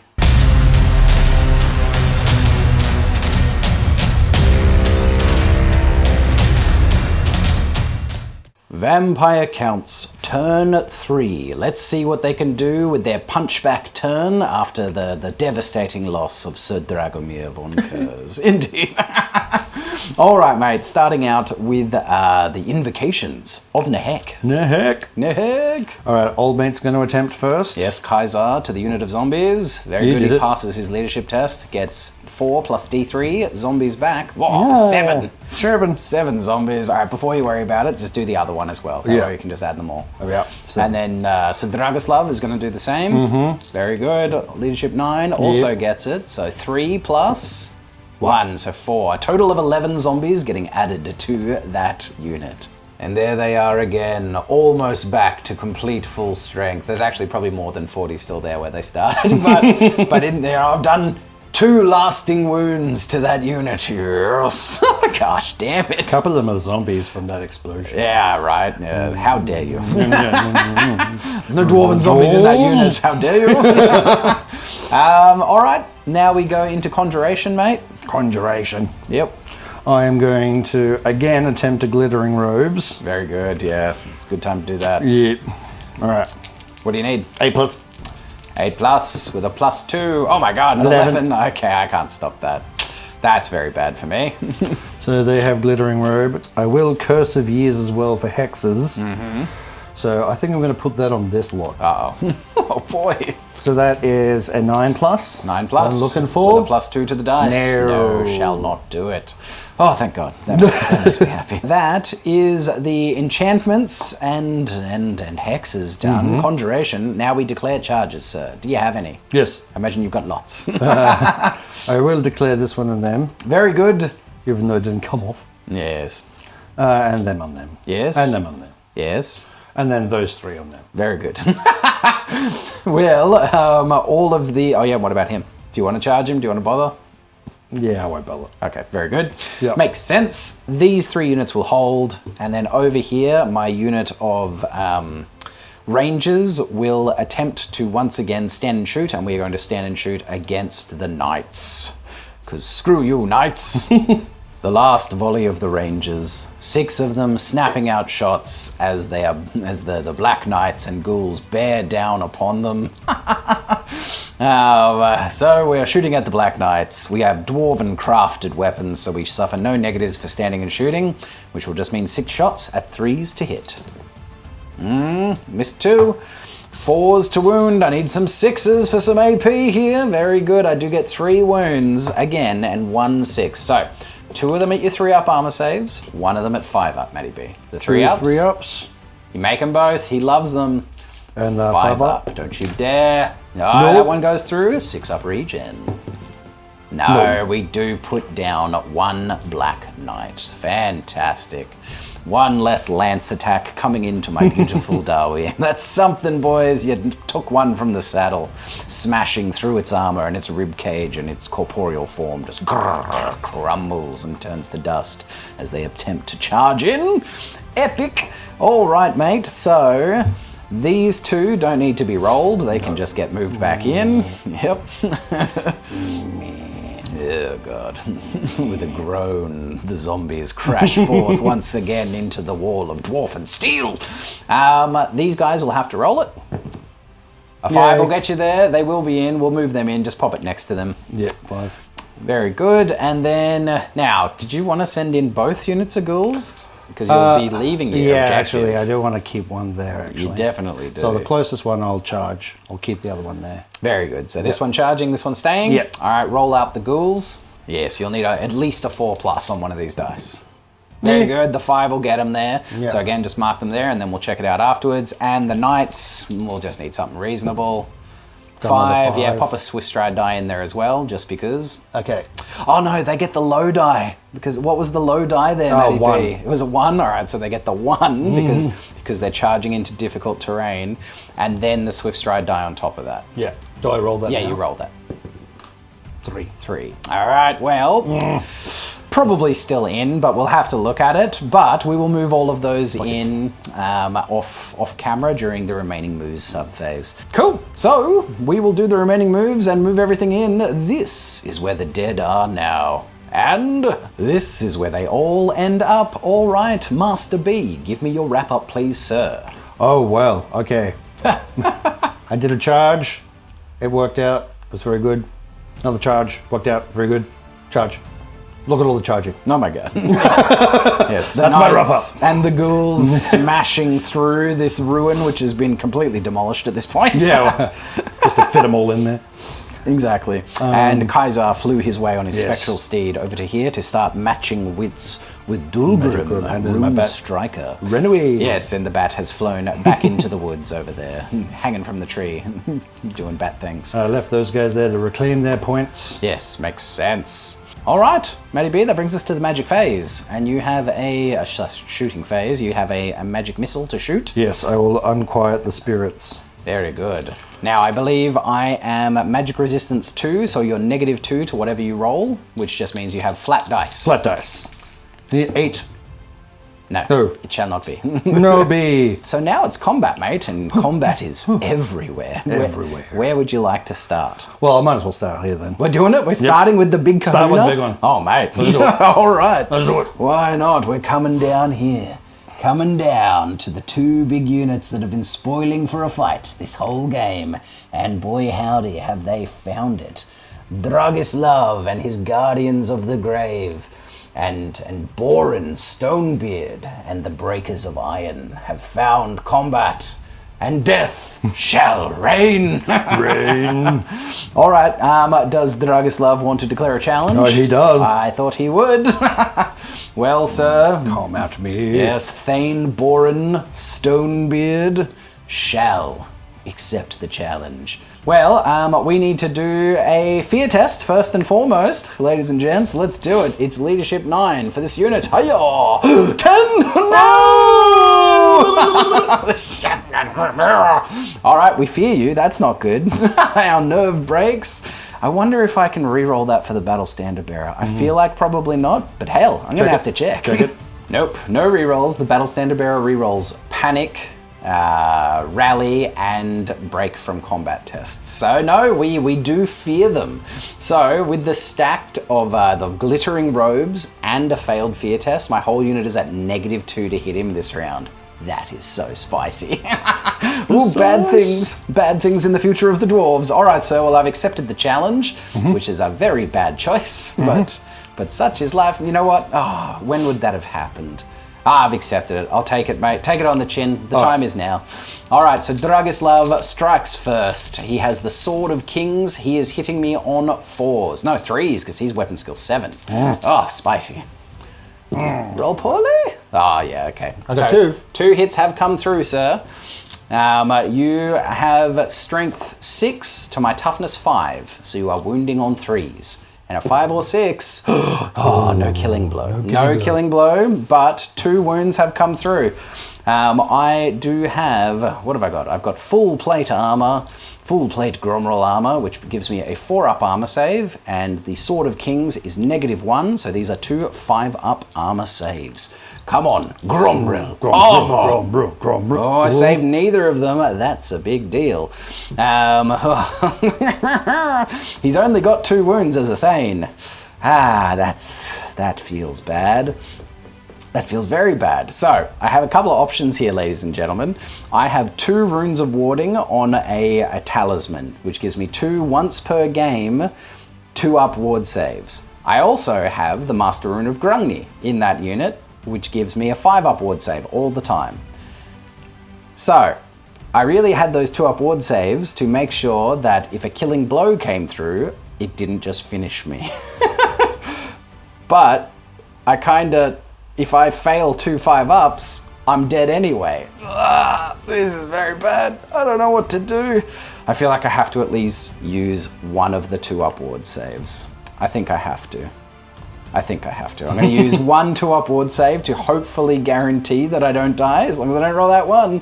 So the talisman around his neck glows bright and turns the sword aside. Very good. Yes. So one of them's done. Damn, that was a 5. God. And then I will just attempt to save the last one by the Master Rune of Grungni. So can Grungni, the ancestor god, protect his young little man, his young descendant in Boren Stonebeard? He cannot. He takes a wound. He is down to 1 wound remaining. That's a big deal. All right, so now, before we continue, you can now cast your assailment spell at initiative, which is Spectral Doppelganger. Yes. So he attempts to conjure the illusion magic and split himself into mirror images. What do you need? 9. 9? Yes, 9. You're getting a +2 / also -1, so +1 overall. Yep, so I need an 8. Indeed. 7. 7 will not do it. Oh, Boren lives. Amazing. The Stonebeard shall strike back, sir. All right, well, I get 3 attack space for being a Thane, and he does have the Rune of Fury inscribed upon his great axe, giving him an extra attack. So he has 4 attacks. He would usually be hitting on 4s at weapon skill 6 to weapon skill 7, but he both fears this great vampire, and he is glittering, shining, and blinding him with his... I imagine there's like a red glow bursting out of his eyes, blinding the dwarf as he comes at him, in blazing fury, because he is furious at the loss of his brother. So angry. Indeed. So we are hitting him back on 6s. Go, Boren! Oh, he gets 1. 1, 6. Now we do have the Ancestral Grudge special rule, and this is the first round of combat, so I do have hatred against this filthy vampire, so I get to reroll my misses. Give me another 6. Do it! No, just the 1. 1 hit has come through, though. We are Strength 6 with our great weapon.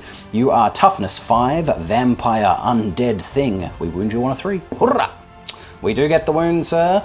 Now, we have the Rune of Fire inscribed in this axe as well, so you do not get a regen. It is -2 to your 3-up armor save for full plate and shield, which means 5 up. Oh, he saves it! He saves it. Dragoslav parries it away with the shield as the great flaming weapon comes towards him. Oh, epic stuff. Epic stuff. All right, the rest of your boys would get to attack before mine. So it would be the remaining 5, 6 attacks because you do have a champion or seneschal within the unit. Now, I have a champion in this unit. I also have my battle standard bearer, so you can direct some attacks into them if you want. Oh, 2 into your BSB. Yes, and 1 into my champ. 1 into your champ, and then the rest into the unit. Okay, fantastic. Which ones do you want to start with? 2 BSBs. Very good. Hitting on 4s. Got 1. Got a hit. Wounding on 5s. No. No wound. Very good. 1 into the champ. Champ. On 4s. Got him. Hits. Wounding on 4s. Yep. Oh, he's done Cleaving Blow, which means no armor save allowed. He's potentially cleft straight through the Gromrill. The only thing that can keep him safe now is the Banner of Grungni. The ward save from Grungni. Can the Ancestor God save his descendant? Ancestor God? No! Oh, he's cleft smooshed. down the Iron Beard. The Iron Beard is cleaving blowed straight through the Gromrill, through the head, and halfway down into the sternum, getting stuck in his great gut. And down he goes. Epic stuff. The 3 remaining attacks into the Iron Breakers on 4s. 2. 2 hits and 4s to wound. Oh, 2 getting hits. another cleaving blow. Oh, another cleaving, yep. Yep, all right, so one of them will have a 3-up armor save, goes to 4-up armor save on his regular armor save. 4-up. Oh, off the table. No good. Oh, rerolling 1s for the Gromrill armor. Hurrah! No, can't reroll it twice. And then it will be 2 5-up saves for the Master Rune of Grungni. Yeah, so we save them both. That was lucky. Finally, the ward saves comes through. Whew, spicy stuff. We're gonna swing back. We will start with Thane Thorin, the battle standard bearer, with his runic hand axe. He has 3 attacks. He is hitting these filthy dead creatures on 3s. He gets 2 hits. Not bad, Thorin. He has a single Rune of Might inscribed upon the hand axe, putting him up to strength 5, so wounding on 3s. Getting a single wound, sir, and it has 2 runes of cleaving, which puts him up to AP 2. You have a 3-up armor save for heavy armor, shield, and parry for the hand weapon. It goes to 5-up armor save. Mate, you are making saves like nothing. This is ridiculous. Best saving I've ever done. Holy God, the saves are coming thick and fast, except for poor Dragomir.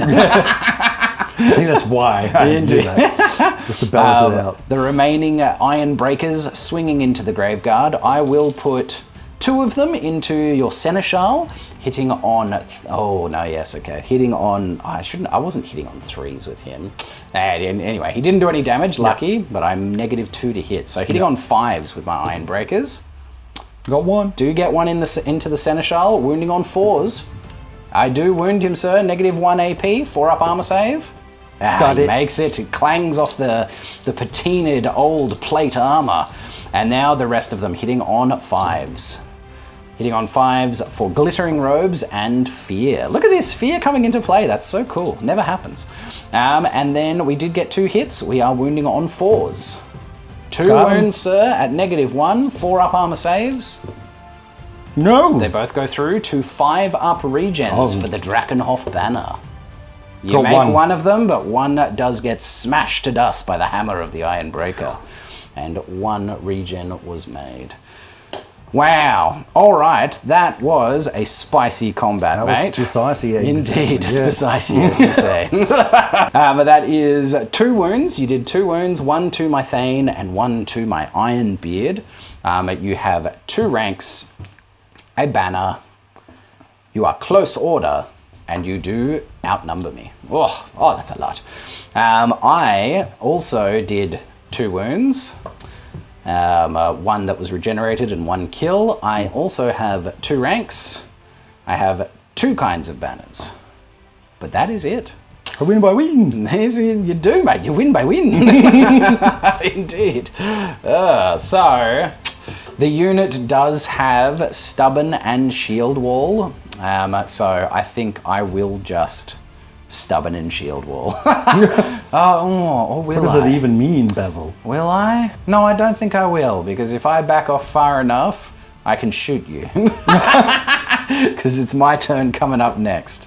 I mean, that is, you would then have to at least follow up into me, and then you're charging, and I get to fight in 2 ranks. So no, I'm not going to Stubborn and Shield Wall. I will attempt to just pass my test.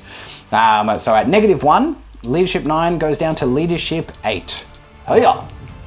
I do pass my test, sir. So in the end, it will be the same as a Stubborn and Shield Wall. And I will just give ground 2 inches. Do you want to restrain or follow up into me? Follow up into you. Yes, I think that's the right choice. All right, we'll get these guys moved. And that is where they end up, with the Ironbreakers forced to give ground before the fury of the vampire and his grave guardians. So epic, followed back in, and the fight shall continue.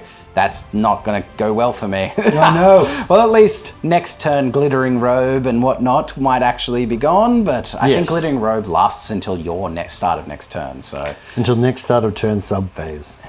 Yes. Very good. So Glittering Robe will remain, but maybe I won't fail another fear check. But we'll see. All right, shall we just continue down the line? Shall we do this one? Yep. All right, leadership test for these dwarves. Oh, okay. That fight scared me. Very good. They hold their nerve. You did charge, so you're going to be going first, Matty B. 7 zombies. 7 of these filthy, rotting corpses. The peasants of Sylvania raised to fight the Dawi. Hitting And a bunch of dwarves. on 4s. How dare you? Hitting on 4s. It's a little bit better than it was. Yeah, got half. Well, not quite. The Not low quite. end of the average. Yeah. Very good. And then wounding on 5s, Matty B. It's not as good as the other one. Nope. All right. My dwarves was... I was going great weapons. Great weapons against zombies for sure. 15 great axe dwarves swinging back into the rotting flesh, hitting on 3s. Ooh, yeah, good, a healthy amount of 1s and 2s, but still a good amount of hits. And we are carving through the flesh on 2s for strength 5 great weapons. Very good. A couple of 1s are rolled, which gives me 3, 6, 8. 8 wounds coming through, sir. 8, 6 up. Regens. God, baby. I got 1. Okay, 2. Yes, you can have that one, baby. Yeah. You don't deserve it, but you can have it. Very good. So 2 are regened, but 6 are killed. All right, let's do that combat res, sir. So I did a total of 8 wounds. I still have 2 ranks, a banner, and close order. You have 3 ranks, close order, a banner, and outnumber. You are crumbling by a further 6, my friend. Oh, we're putting them down, slowly but surely, kind of. We'll see how many of them are there next turn. Very good. Hack, hack, hack. Let's come over to the middle here, my friend. So again, you have charged in. Do you want the fear first? Oh yes, thank you. Well remembered again. Fear for these boys. They fear them not. You want to go hand weapons and shields? Yeah. Very good. I'm gonna go great weapons. I think I'm gonna be able to hack you down now. 7 attacks, hitting the Dawi on 4s. Oh, that's a bit better. Mate, it's very good. Looks Yeah. like 4, the high end of the average High this end. time. Yes, and 5s to wound. Let's get some more 5s, please. I got 1. 1 comes through. Not too shabby. I am using my great weapon, so I just have my heavy armor 5 up save. Come on, Dwarfen ringmail! No, you do kill a dwarf. Blam, one of them goes down. The sword, the filthy old rusty blade, just going straight through his ringmail. All right, I will strike you back. I'll be starting with Barden Flinteye, and he will just be going into the unit on 3s. He gets them all. He's carving up skeletons on 2s. He gets them all. This is -2 to your armor, so no... Oh, no, wait, you would have a 6-up armor save, 3 6-ups? No, Nope. and then 3 6-up regens. Oh, it makes 2 of them. That's pretty spicy. 2 regens made, 1 skeleton goes down, and then it would be the rest of my unit, which will be another 14. Swinging out with their great axes on 3s. Very good. Very nice. Getting a bunch of hits. 11, I believe. And we are wounding them on 2s. Great axes. Very nice. It looks like 9. Okay, I counted wrong before. 9 wounds have come through, mate. 6-up armor saves. I got 1, 2, 3. 3 saves. Nicely done. 3 out of 9. That's pretty great. Yep, get rid of those 3 and then roll all of the others again. Very good. Getting there. Okay, no regens. So 6 of them get carved down. Another rank. We've done some killing this round. That's pretty great. So I did a total of 8. 8 wounds. What am I looking at here? 6, 8 wounds. I still have 2 ranks, a banner, close order, and I outnumber you now. I've carved enough down that the numbers are in the favor of the Dawi. You have 2 ranks, a banner, and you did do a kill. Oh boy, we've done a lot. We crumble a further 9, Matty B. Whoa. At last, the back of the skeleton warriors is broken, and they crumble before the great Dawi. Very good, they would fall back, get pushed back 2 inches. Boom, boom, boom. And what do? Do I once again hold? I don't have much to shoot with anymore. Or do I just follow up into combat? I think I'm just going to follow up. I'm going to continue into combat this time. I'm going to see if I can put them down this turn, in my turn. Get them gone. All right, excellent. The left flank is going well. The right flank is looking dicey, but there's still a bit more of the left flank to go here. And here it is. Here it is, the last stand of the Rangers as they are assaulted by flesh-eating ghouls and the blackest of nights clanking in on their great steeds. All right, sir. Do you want to declare a challenge? Well, I suppose with the Black Knight captain. Indeed, the Hell Knight, as he is called. Very good. Well, yes, my ranger champion named Old Deadeye. He will accept. He will accept gratefully. Now, am I going? I think I have to go hand, weapon, and shield to just absorb the charge. Yeah, I'm going to go hand, weapon, and shield. All right, you can go with the Hell Knight first, Matty B. Yep. He'll have 2 attacks. Yep. Hitting on 4s. No, Nope. no hits. And then his horse, Oh. hitting on 4s. Okay. Weapon skill 2. Horse. Just gets 1? Yes. Of course, it just gets 1, Matty B. I don't What kind of horse do you think this is? Magical one? I will strike you back. My old Deadeye is going to hit you on 3s with his hand weapon. Oh, he gets 2 hits. He is strength 3 to your toughness 4. We wound you on 5s. No wounds, nothing and nothing. All right, Matty B, you can go with the rest of your knights. Yeah, let's start with that. Yep, very good, which will be another 4 knights. Yep. Hitting on 4s. Hitting on 4s. I got 1, 2. Very nice. These are lances on the charge, so you are wounding on 2s, sir, at strength I 6. do have cleaving blow as well. Indeed you do. Ooh, a cleaving blow is struck, which means one of them is just put down. Oof. Very nice. The lance just punching straight through the shield and ring mail. And then 1 extra wound at AP -2. We would have a 3-up armor save for heavy armor, shield, and parry. Goes to 5 up. Raise your shield. Raise it. Rangers! Yes! Yeah. Ting! We bat aside the filthy lance as it comes in. You would have your 4 horses. Aha. 4 remaining horses. Hitting on 4s, Matty B. Getting 2. 2, a lovely average roll. Wounding on 5s for strength 3 horse. Got Ooh, 1. a wound has come through. I would have my full 3-up armor save. Shields, no! Horsey! We lose a ranger to the horse. That's upsetting. Hoof to the face. Indeed. And then you would get your ghouls, sir. How many? How many attacks do ghouls have? Attacks 2 each, and the ghast gets 3. Very good. So then 13 attacks for the ghouls. Sir. Holy bajolies. Indeed. 13 attacks, hitting on 4s.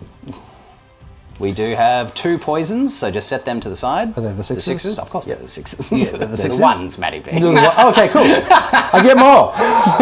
There's a 5, and it was 4, you said, right? 4s to hit, yes. Yeah. That's it. Yep. Ooh, ow. That was a rough roll.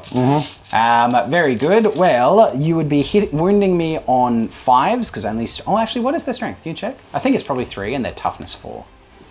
Their strength is 3, toughness 4. Yeah. Yes, perfect. I remember things. All right, Matty B, we'll do the 2 regular wounds first, wounding on 5s. One does come through, very good. And then the 2 poison wounds at +2, so wounding on 3s. One of them, very good. 2 wounds have come through. No AP, so 3 up armor saves. Oh, I still fail one. That's a big deal, mate. You are carving down my ranges. Well done. All right, well, I will put everything that I can into the ghouls, and then I'll put the 2 guys into the Black Knights. 5 into the ghouls, hitting on 3s. Ooh, yeah, okay, just missed 2, that's all right. Wounding on 5s, though, because only strength 3. A single wound has come through, mate. You'll just get your 6-up regen. No, opposite end. Is felled. Put him out. Oh, sorry, I'll get him. I got you. I got you. Boom. 1 goes down. And then I've got 2 guys swinging into the Black Knights on 3s. Getting 2 hits. And wounding on 5s as well. No wounds. Ooh, you beat me up. You beat me up real bad here, Matty B. Only a little bit. Yeah, only a little bit. All right, we'll do you. You got 3 wounds. You do have a banner, and the knights are close order. And overall, you do outnumber me because you have an infantry unit in here, and the cavalry's unit strength is added to it, so outnumber comes in as well. Calculate the unit strength as a whole. I did 1 wound. I also have a banner, and I no longer have a rank. Oh boy, I lose by 4 here. My poor boys. So we are leadership 9 down to leadership 5. Can they hold? Can they? Can they hold in face of the combined fury of Black Knights and flesh-eating ghouls? Leadership 5. Boys! Oh, that is an 8, which means that is a fall back in good order. So they don't break and flee. Oh, do you double outnumber me? Because if you do, then that's a break and flee. 2, 3, 4, 5, 6. So 2, 4, 6, 8, 10. Plus 1, 2, 3, 4, 5, 6, 7, 8, 9 is 19. And I've got 1, 2, 3, 4, 5, 6, 7, 8, 9. So you do. Yeah, a little 19 to 9. Matty B does double outnumber me, so I will break and flee. No, my ranges. I don't know why I thought I could stand up to this. I thought I was going to be okay. To be fair, my saves were very bad. I lost a lot of guys when I probably shouldn't have, but I don't know. Anyway, so I will break and flee. Does either of them want to chase? Knights are chasing. Ghouls are going to test to restrain. What's the leadership of a ghoul? Leadership is 5. Leadership 5. All right, we'll give it a shot. See if they can stay. I do roll low sometimes. No, they must chase. They must chase. All right, so the Dawi are running 2d6 -1 because they are resolute and have tiny legs. They're going a total of 7. 7 for my Dawi. What do you want to roll first? Horsies. Horses. Do you want to add the Swift Stride die or no? You have to choose now. Yes, I'll do it. Very good. 3d6 to chase them. I think they can do it. Yeah, actually only just. So you're going a total of 8, which is enough, so they will be destroyed. And then how far are the ghouls going? 2d6 for the ghouls. Sorry. 11. 11. Very good. 8 going over the top. And 11. We'll get these moved and we'll be back. And that is where the ghouls and the Black Knights end up after having run down and butchered the rangers after their nerve broke. They could not stand before the combined fury. And now these ghouls are just feasting on the corpses as they've cut them down. And the Black Knights have just trotted up behind them, watching their disgusting servants gorge themselves. On dwarfen meat. Amazing. Oh, that was hectic. Ooh, I wonder if this grudge thrower was within 6 inches. No, it wasn't. So no panic check for them. from when they broke and fled. Ooh, I wonder if because they got cut down here, whether that's going to cause a panic check. I feel like it does. I'm going to roll it, and then if I fail, I'll have to check. Leadership 9? Okay, either way, we're fine. But I'm pretty sure that is a thing if a unit gets cut down within close range. Anyway, doesn't matter. Now, we did forget over here to actually pull the zombies back. We have now done that because we did beat them. And I am going to follow up this time into combat. So that does mean there's going to be 2 ranks of zombies fighting me in my turn. But it also means that I can try and beat up these zombies real hard before they get a chance to be raised. Matty B also did elect to tell me, / remind me, that Kaiser Blackhand actually is outside of 3 inches of both of the units because his priority at the time was to keep both of them within range to do raises and no, you wanted to get in range of him. Mm-hmm. You had 20 inches. I feel like you probably could have achieved all that with your 20-inch move without having to put yourself in range for all that stuff.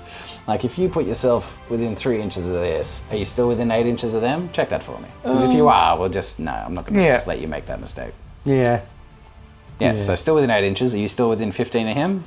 Alright, so yes, for Matty B to be able to attempt to cast the magic missile on this unit, he had to be in this position. That he was 15 inches away, not the closest target, but also still within the ranges of those. I don't know, that feels a bit ridiculous. It feels like I'm probably just going to murk him next turn, and that's... Nah, look, I think what we do, Matty B, is we just move you over here and we say that you didn't use the magic missile because it did nothing anyway. Okay. Did nothing. So you're sure about that? Yeah, look, I'm fine with that, Matty B, because otherwise that was just a bit of a tactical whoopsie, and I'm not gonna punish you for that because that's a bit ridiculous. So lovely. That is the end of the turn. The left flank is being rolled up by the knights and ghouls. I am winning the skeleton fight. Everything over here is still very much up in the air. But that is it. That is the end of Vampire Counts, turn 3.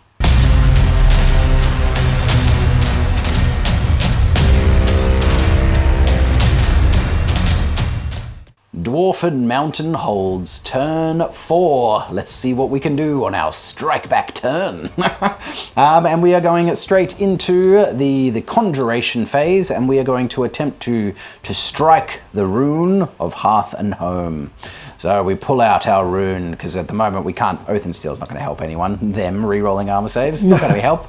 And unfortunately we can't target units in combat with that enchantment, so we are just going to attempt to make everybody immune to psychology, which could be useful. So we need an 8. We pull out the rune, we slam it with our hammer, and we do just get it on an 8, sir. So I've rolled a 6 plus 2 is 8. You need to see a 7 on the dice to dispel. Dispel! Yay! Yes, you get an 8, and down it goes. The rune of Hearth and Home is stymied by Kaiser Blackhand. My hand is so black. My hand is so black. It's rotting. Filthy hand. Very good. And then we would go into remaining moves. There aren't any because War Machine. Oh, there is actually some. These guys are just going to reform back this way so they can start seeing things to shoot at. Boo, boo hiss, boo earns.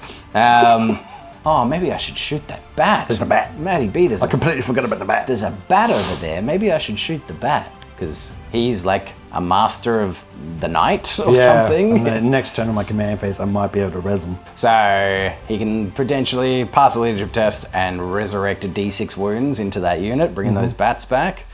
Or I can try on 6s to get a single wound into those bats. Yeah, you know what? I think that's worth it. I think that's worth it. Why not? They'll keep looking this way for now. All right, so that means 0 remaining moves. We go straight into the shooting phase. And you know what? We've been talking about those bats. Let's make it happen. Let's happen with his bats. Heck yeah. You know what, guys? I don't think he likes my bat. No bats for Matty B.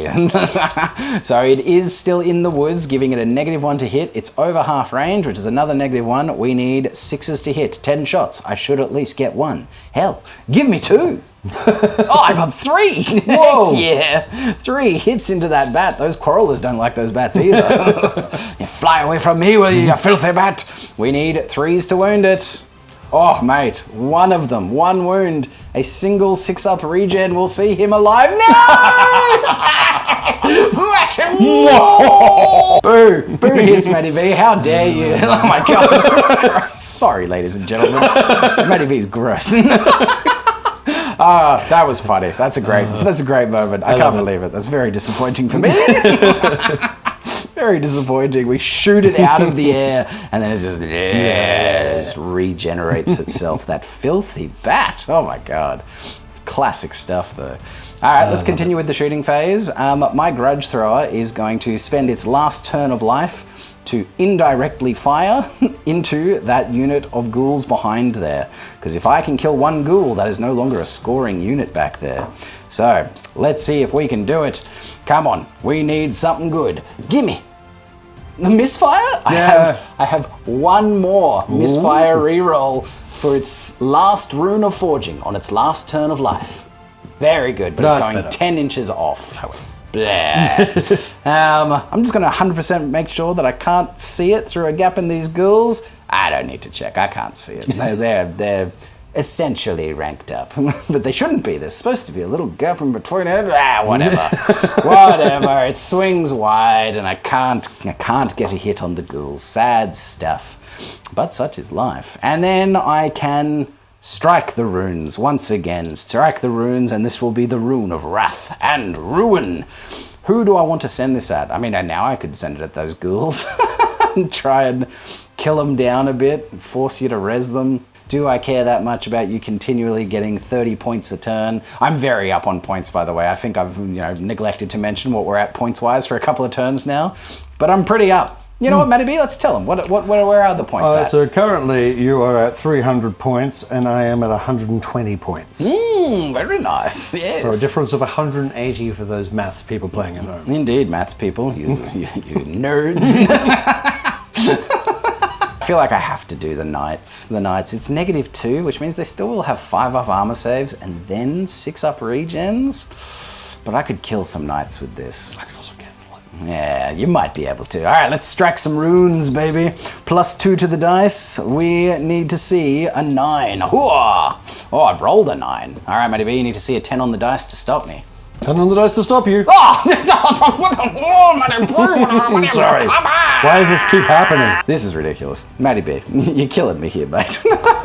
No, so yes, that was a perfect dispel, or whatever it is. I can't remember what the name is for the perfect dispel. But how dare you, bloody double sixes. That's it. That's all my shooting done, and it did absolutely nothing. So thanks for that, B. Goddamn regen. That's all right. Let's do some combat. And unlike B, I'm going to save the best till last. And we're going to come back here to the continued fight. The one fight that I've been consistently winning. Well, actually, that's not true. I'm consistently beating those zombies too. But this one, consistently winning. All right, and we are going to hopefully put a nail in their coffin this turn. I am again going to go great weapons, and I only followed up, so you get to strike first, Matty B. Okay. Go for it. But I get... All of them. All of them. So all of them, yes. 7, 8, 9, 10. So there you go. Hand weapons and shields to up your save, because both ranks will be fighting anyway. Yeah. Hitting on 4s, Matty B. Nope. Nope. Yay. 5 hits though. Nice average roll. Can you move that skeleton? Yeah, what's he doing there? Yeah, thank you. And then winning on 5s. Two wounds coming through. 5-up Dwarven ringmail saves, boys. Oh, I do save 1, but another dwarf is put down by the patinaed bronze sword. Very good, so that will give me a total of 14 attacks back. But I will, of course, start with Barden Flinty. Barden Flinty is going into the unit, hitting on 3s. He gets them all. He's wounding on 2s. He gets them all. Barden, Axe Champion. That will be -2, 2 6-up armor saves. Sorry, 3 6-up armor saves. You make 1, and then 2 regens. No. You make nothing. 2 of them go down to the axe of Barden Flinty. Very good. And then 14 clansmen swinging their great axes on 3s. Okay, yep, we missed 2, 3, excuse me. And then wounding on 2s. Hoorah. All right, so no armor save for that one because armor bane. But we have 2, 4, 6, 8, 9 wounds at 6 up armor saves. Oh mate, 3 of them, Jesus. Settle down with your 6s, matey B. This is getting outrageous. So, and then add 1 more to that pool. 1 more to this pool? Yes, please. And these are your 6 up regens. 1. Mate, another 1. So how many just died? 6. Okay, so all but the standard bearer remain, or / all but the standard bearer are dead. Yep. And that will mean with all of my combat res, he will crumble. Yes. So the unit is destroyed, swept from the field like so much bone meal. Meal. Get rid of them. Out of here, out of my face. And rather than overrunning, I will attempt to restrain and reform. On leadership 9, no, I will fail, so I must overrun. Hilarious. 2d6 minus 1 for our resolute legs. We are going a total of 6 inches straight ahead. That's not ideal. Straight off our point. God. And that is where the Dwarven clansmen end up, rushing forward, out of position, their blood up, yelling Dwarven war cries as they finally smash down the unit that they have been slowly carving their way through the entire game. An epic victory for them, but oh boy, did they kind of screw me with that. I mean, maybe not. It's just not ideal. Now, something that I have forgotten, I am going to attempt to dispel that Kaiser Blackhand's spectral steed out from under him with my Rune Lord. So it is a 9 to cast. I need a 9 to dispel it, and we get +3 to dispel with this rune. This is, what is it? It's an Anvil of Doom. +3 makes it a 7. Boo hiss. I do not dispel it. He still rides his filthy steed. Lovely. Let's come down here to this terrible combat of Dwarven warriors and the zombies, the rotting flesh boys. I am going to continue with my great weapons, so you can strike first, mate, and this time... You don't have to do fear again, do you? Oh, I do. Of course I do. Oh. Yes, no, I do. I still need to do fear. Yeah. So, fear test coming up, leadership 9, hiya! 9, they're all good. And you know what? I'm just going to roll theirs now as well so that I remember. They are also good. Very good. I've passed my fear tests for the turn. Yeah. So I'm going great weapons again, mate, so you can go first.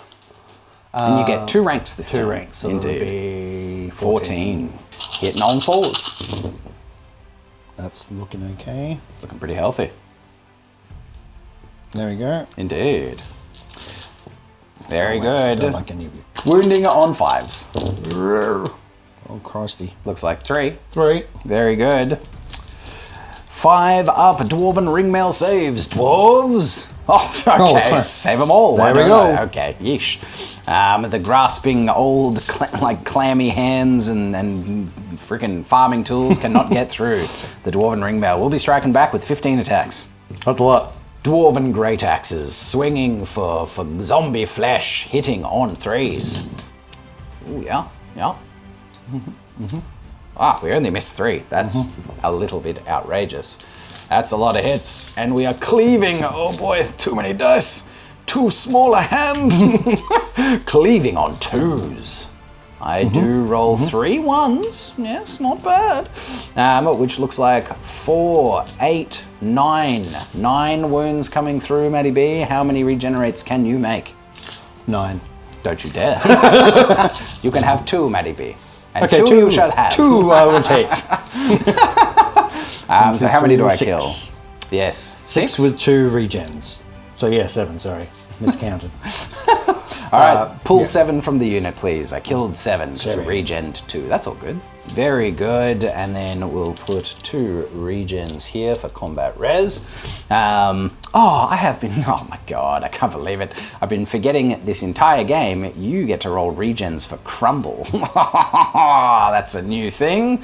All right, well, we're going to be starting to do that now. God, that's annoying. So let's see how many I did. I did 9 wounds. 9 wounds.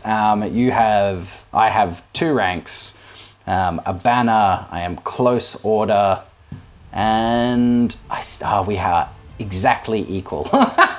Very good, so no one outnumbers. You have 2 ranks and a banner, and you are also close order. So 2, 4, 6, 8, 9 crumbles, 9 more regens, maybe. 6 up regens from the crumble. I got 1. 1 of them, very good. So another 8 are removed from the unit.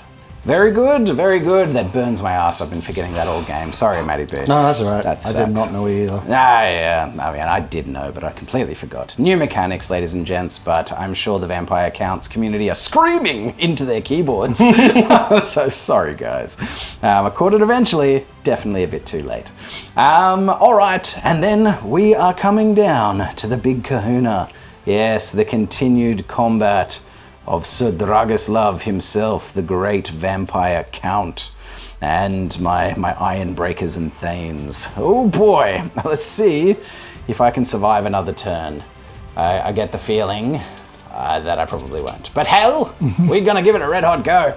All right, Matty B, it's a continuation of the challenge. You are definitely striking first, because I have a great weapon and I'm a dwarf. You're hitting on 3s. Oh, only 2 hits. Okay.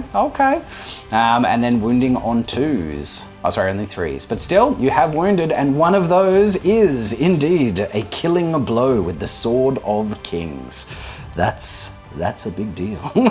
So, you are AP -1.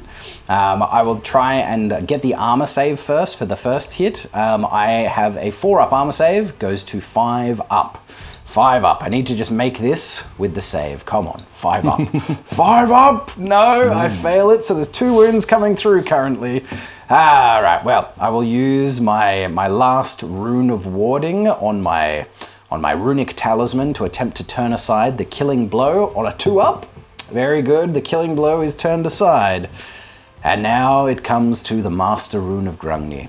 The Master Rune of Grungni, a 5 up ward save. Will the ancestor god look fondly down upon his young descendant?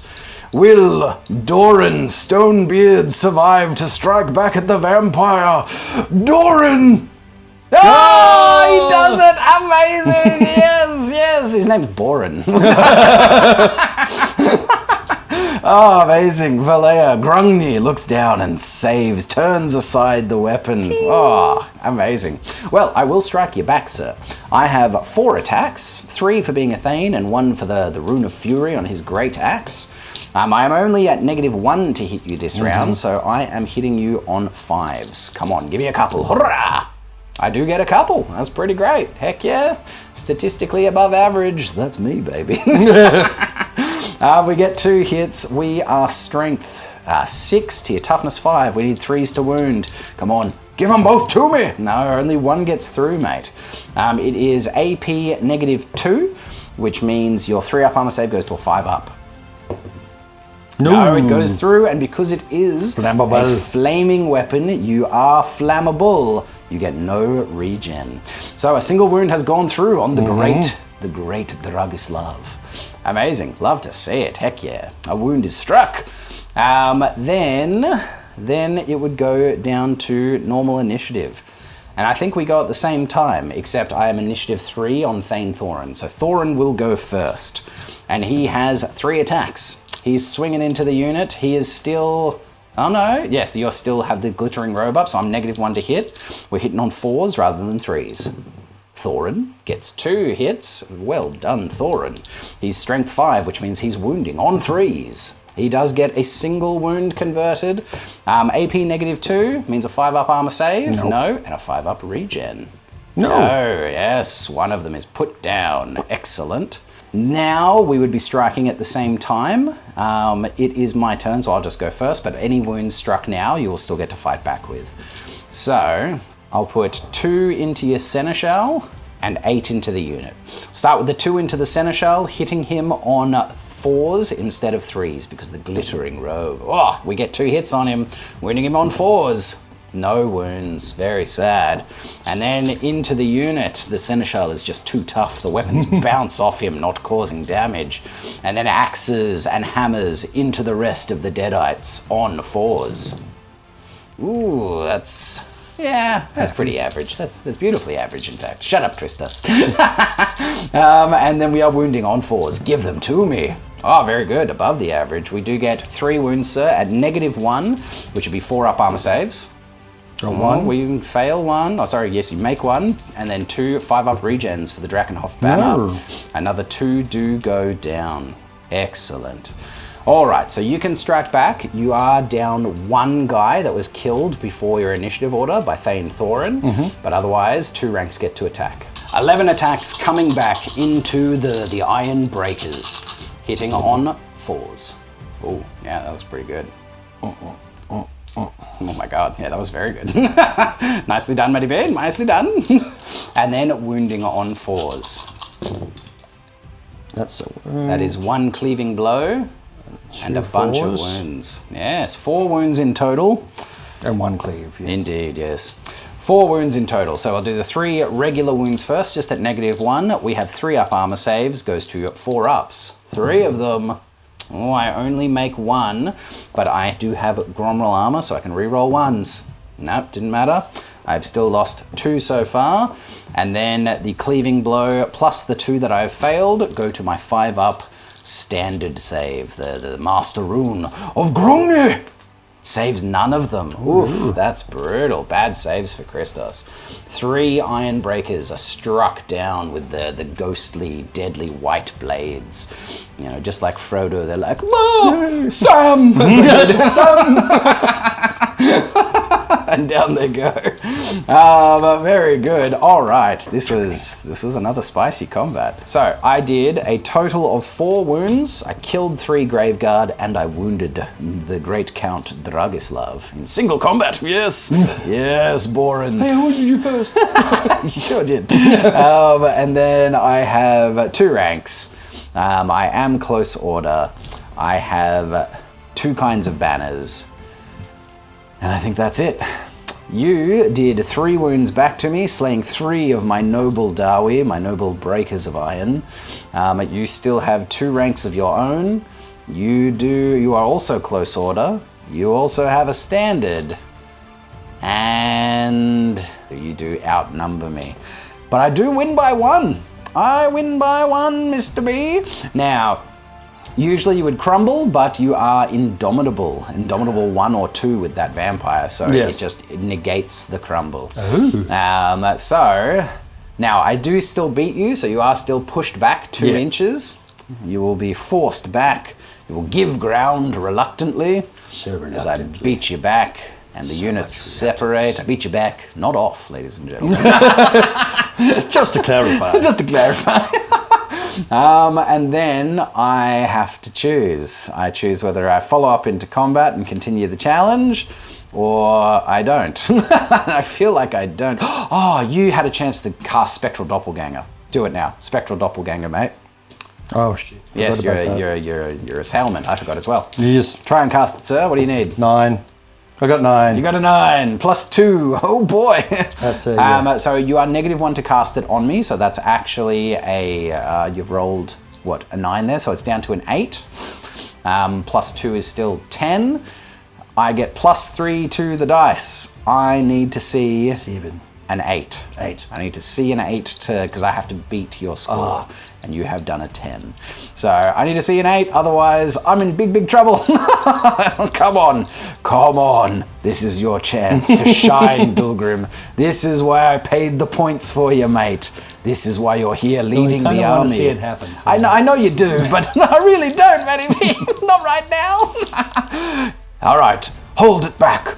Hold it back, Dulgrim, Rune Striker! No! 6. I failed! That is a 6! Oh, no. That's a 6, which goes up to, what, 6 plus 3 is 9. I fail. Alright, mate. Spectral Doppelganger goes off. Tell me what it does. Suffers 2d6 hits using the characteristics of my weapon.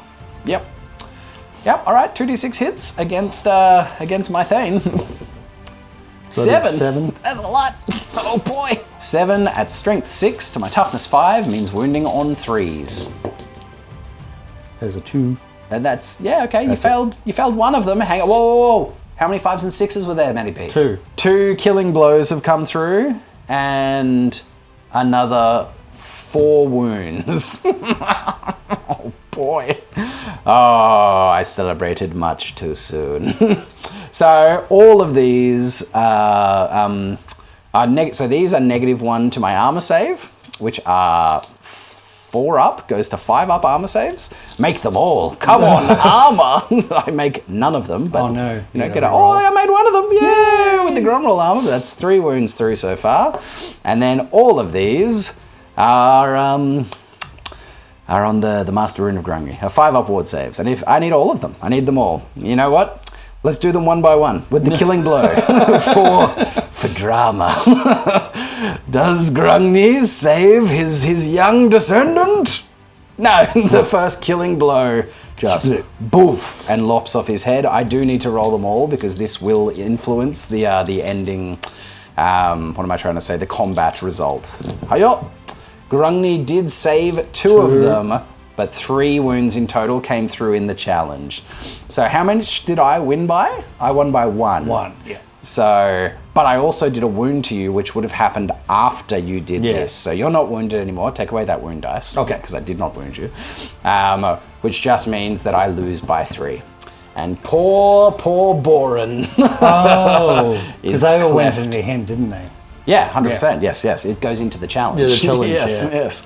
So he is just donezo.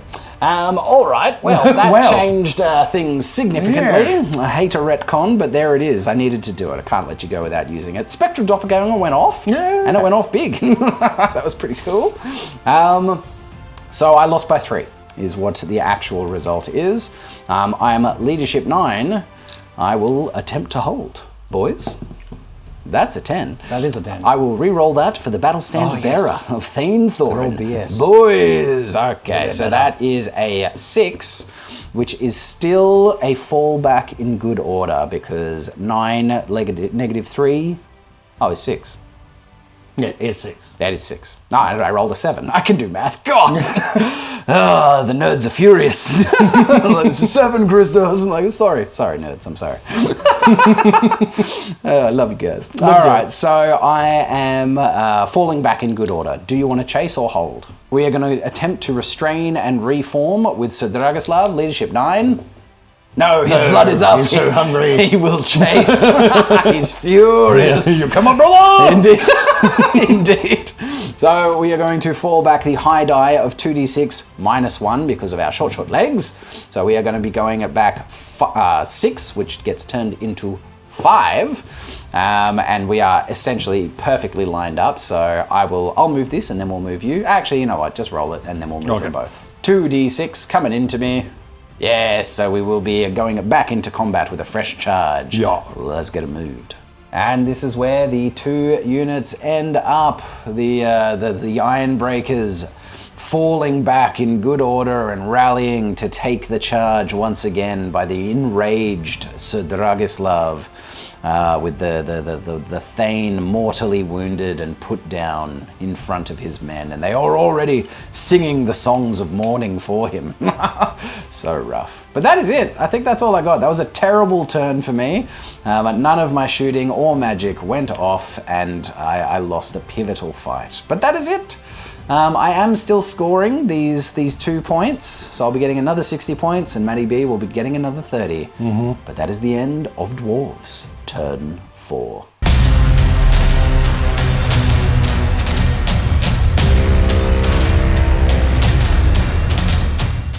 Vampire Counts, turn 4. Unfortunately for Kaiser Blackhand and the zombies, I have killed enough of them that he has been put out of range to do his Nehek, his invocation of Nehek. So no Nehek this turn. No. And the Blood Dragon in his fury has run into the combat again rather than restraining and Nehecking beforehand.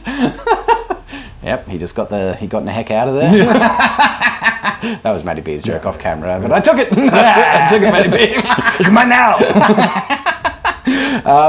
And then so we go into Conjuration. Does he have any hexes or enchantments that he wants to cast? Oh yeah, I suppose I could. Because this man's glittering robe is finally gone. Yeah, no longer glitteries. Indeed. I'm going to curse these guys for years. Oh my god, not for years. For years. Okay, well, give it a red hot go. All right, it's a 9+. 9+. I got it, an 11. Oh my god. So that 11 becomes a 10 because they are magic resistance 1. But that is still a very strong roll, Matty Pete. So a 10 plus 2 is 12. So I need to see an 11 to stop this. No, I need to see a 9. A 9 will stop it. 9. A 9? No, I do not. I fail. Dulgrin. Their cost! Oh my god, very good. -1 to their movement, weapon skill, and toughness. Spicy. The curse of years. They are feeling aged. Their beards grow brittle and grey. All right. And does he have any enchantments? He doesn't. Oh, he has Hellish Vigor, but I don't think I can do it on anybody. No, because no one's in your command range, unfortunately. All right, so that is conjuration phase done. We go into the movement phase and declare charges. Yeah. I'm actually going to declare a charge of these guys on them. Oh, spicy. Uh-oh. Right into their flank. Into their flank. Oh, boy.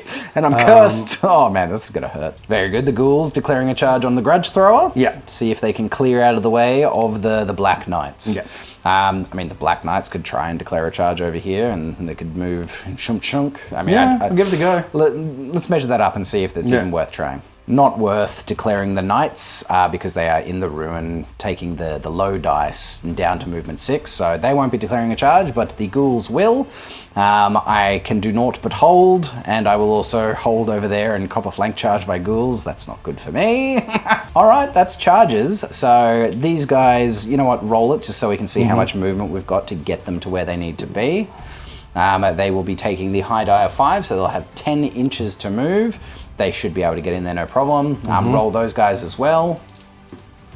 They'll be taking the high die of 4, so they'll have 9 inches to move, and they should be able to get to where they need to be. We'll do that off camera as well as remaining moves. So this is where all the dead is now, and this is where they all end up. Matty B, give me your wrap up, sir. All right, we have charged with the cursed unit. With my ghouls, my crypt ghouls have come in from there. Then I have also charged over there against the grudge thrower. Yes. Brought my knighties out. So they're actually in charging range of the Ruin Smasherino. Indeed, the Doom, the Anvil of Doom. Anvil of Doom. So funnily enough, something that we talked about off camera a little bit is the reserve move has really come in really handy for these guys movement-wise, because they've been able to use their movement phase to reform, and then in the reserve move, which should be happening at the end of the magic phase, but again, it's not changing anything, just getting it done now.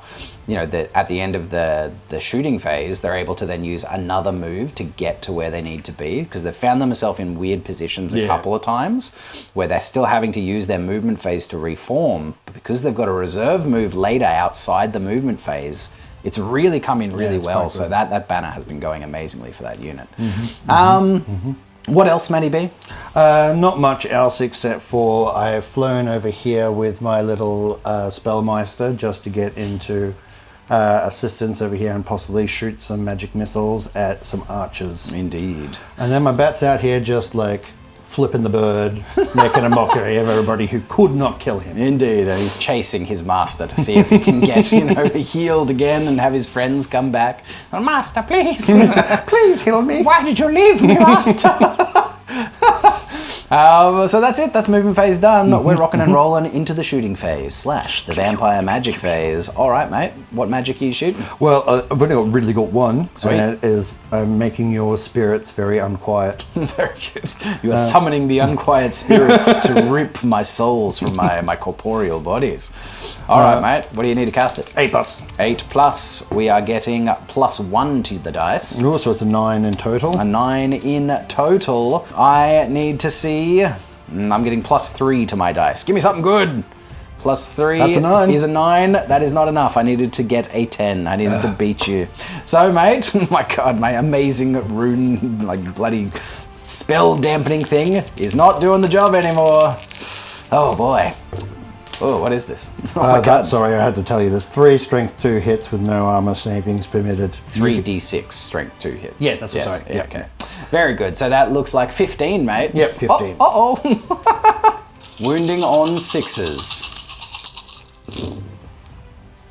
I see 2. 2. 2, no armor saves allowed. So 2 of these boys have their dwarven souls ripped from their bodies and dragged away, never to go into the halls of their ancestors, never to drink with their ancestral brothers and sisters. Sadness and despair, Matty B. I just wanted to make their spirits more unquieted. Well, that's not how that works. Very good. A couple of them put down. Love to see it. All right. That is all. All right. Well, then it's combat phase again, sir. Where would you like to start? We again have many and more. We have many and all. I'll start over here with this crazy lot. Fantastic, yes. The ghouls that have just been, siphoning power out of the lodestone all game have finally seen the juicy flanks, the juicy flanks of these horse-like dwarves, and they have come to take a bite. All right, Matty B, you have 10 guys, but only a few of them are in base contact, so we have to work out how many attacks you get here. Okay. 16 attacks in total coming in. Hitting on 4s. Okay. Yeah, looks pretty average / quite healthy. Yeah. No, in fact, it looks like above average. Very good. Very good, yes. All right, and wounding on 5s. Oh, wait. I don't know if any of those were 6s. So after checking the clips, it looked like there was only 1 6 rolled, so 1 poison. Matty B just rolled 2 5-ups for wounds, and then there was a bunch of 2s and 3s and 4s. So we can assume that that 1 6 would have come through as a wound with a bunch of those other 2s, 3s, 4s, and 6s. So we're going to make it 3 wounds in total. I should have declared this already, but I would have always taken hand, weapon, and shield, taking a flank charge. Should have done fear too. Oh, we can do fear now. We can do fear now. No fear, no problem. Lovely. So let's do these 3 armor saves. We have heavy armor, shield, and parry, which is 3 up, no AP from ghouls, so 3 ups. We make them all. Very good. Shrug it off, boys. We are going to get 6 attacks back to the side, because that is technically 2 little ranks coming to the side here. We took a charge, and so it happens. So we are getting 6 attacks hitting on 3s. Oh, wow, we hit them all. These dwarves are angry. Winning on 5s, though, because ghouls are toughness 4 to strength 3. Oh, dwarves are angry. These boys are furious. We do 3 wounds with our hatchets and hammers. No armor save for ghouls, so just 6 up regens. Nothing. Nope. 3 ghouls are cut down by the boys. Wow, surprising. I didn't think it would go quite that well to the dwarves. So let's figure it out. So I did 3 wounds. I do still have 2 ranks in the end because I'm heavy infantry and you need unit strength 10 to break them. I have a banner, outnumber, and you have a flank charge. So I do beat the ghouls back pretty solidly on 6. We are winning by 6, mate. So they will crumble by 6, but get another 6 regens. Nope. No, God, okay, so just 6 more of them crumble. I think that's it. So we did forget about Curse of Years on this unit. Gosh, dang it. So I've gone back and checked the clips again. There was no actual extra wounds that came through from the ghouls for them being down to toughness 3. But I think I did roll, it was kind of hard to see on the clips, but I'm pretty sure I rolled 2 3-ups and counted them as hits, but I'm down to weapon skill 3, the same as them. So we've put 2 ghouls back, so there's 3 left. Result is the same. I have reformed thusly.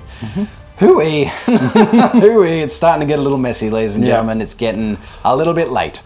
But that is that combat resolved. Shall we come down to this one, Matty B? Let's do that. So similarly, let's figure out how many attacks you got. 14 attacks in total, coming into the Grudge Thrower crew.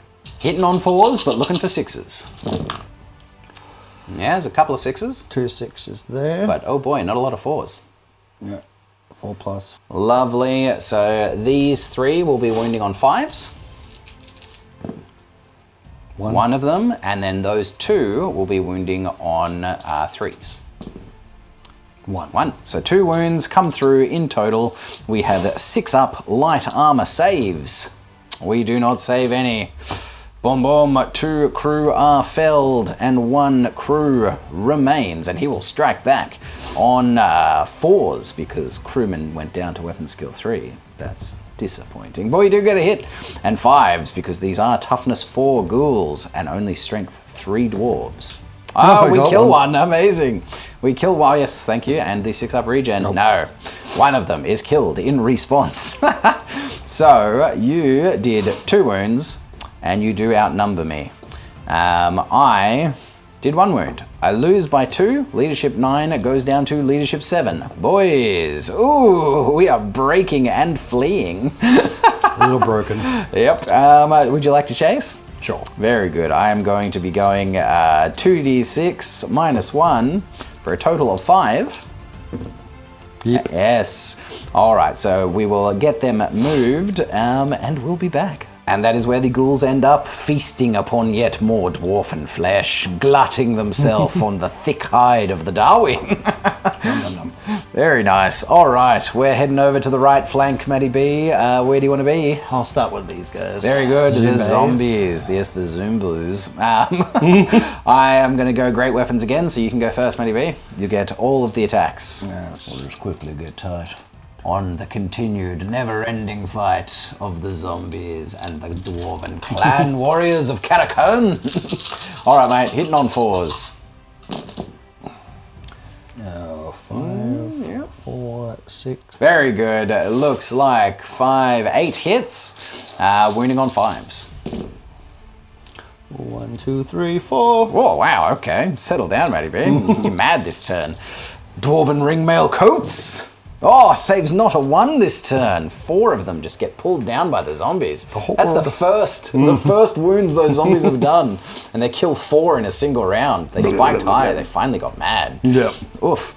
All right, that does take 4 out of my ranks, which means that I am swinging back with 11 attacks. Hitting on 3s. Oh yeah, not bad. Pretty dang good. That's some good hitting. Hewing on 2s. Not the tears. Yes, with their great axes, they cleave into the rotting flesh. Doing a total of 7 wounds, Matty B. 7 wounds at your 6-up regens. I got 1. Getting 1, so 6 of them are hewn down. That's that back low. Meow. Very good. All right, so I got a total of 7 wounds. 6 kills, and 1 of them is regenerated. I do only have 1 rank now, and I have a standard, and I outnumber. You did 4 wounds, and you have a standard. Another 5 wounds are caused by unstable, which you can regenerate on 6s. I got 1 of them, so 4 of them crumble. Down to 3.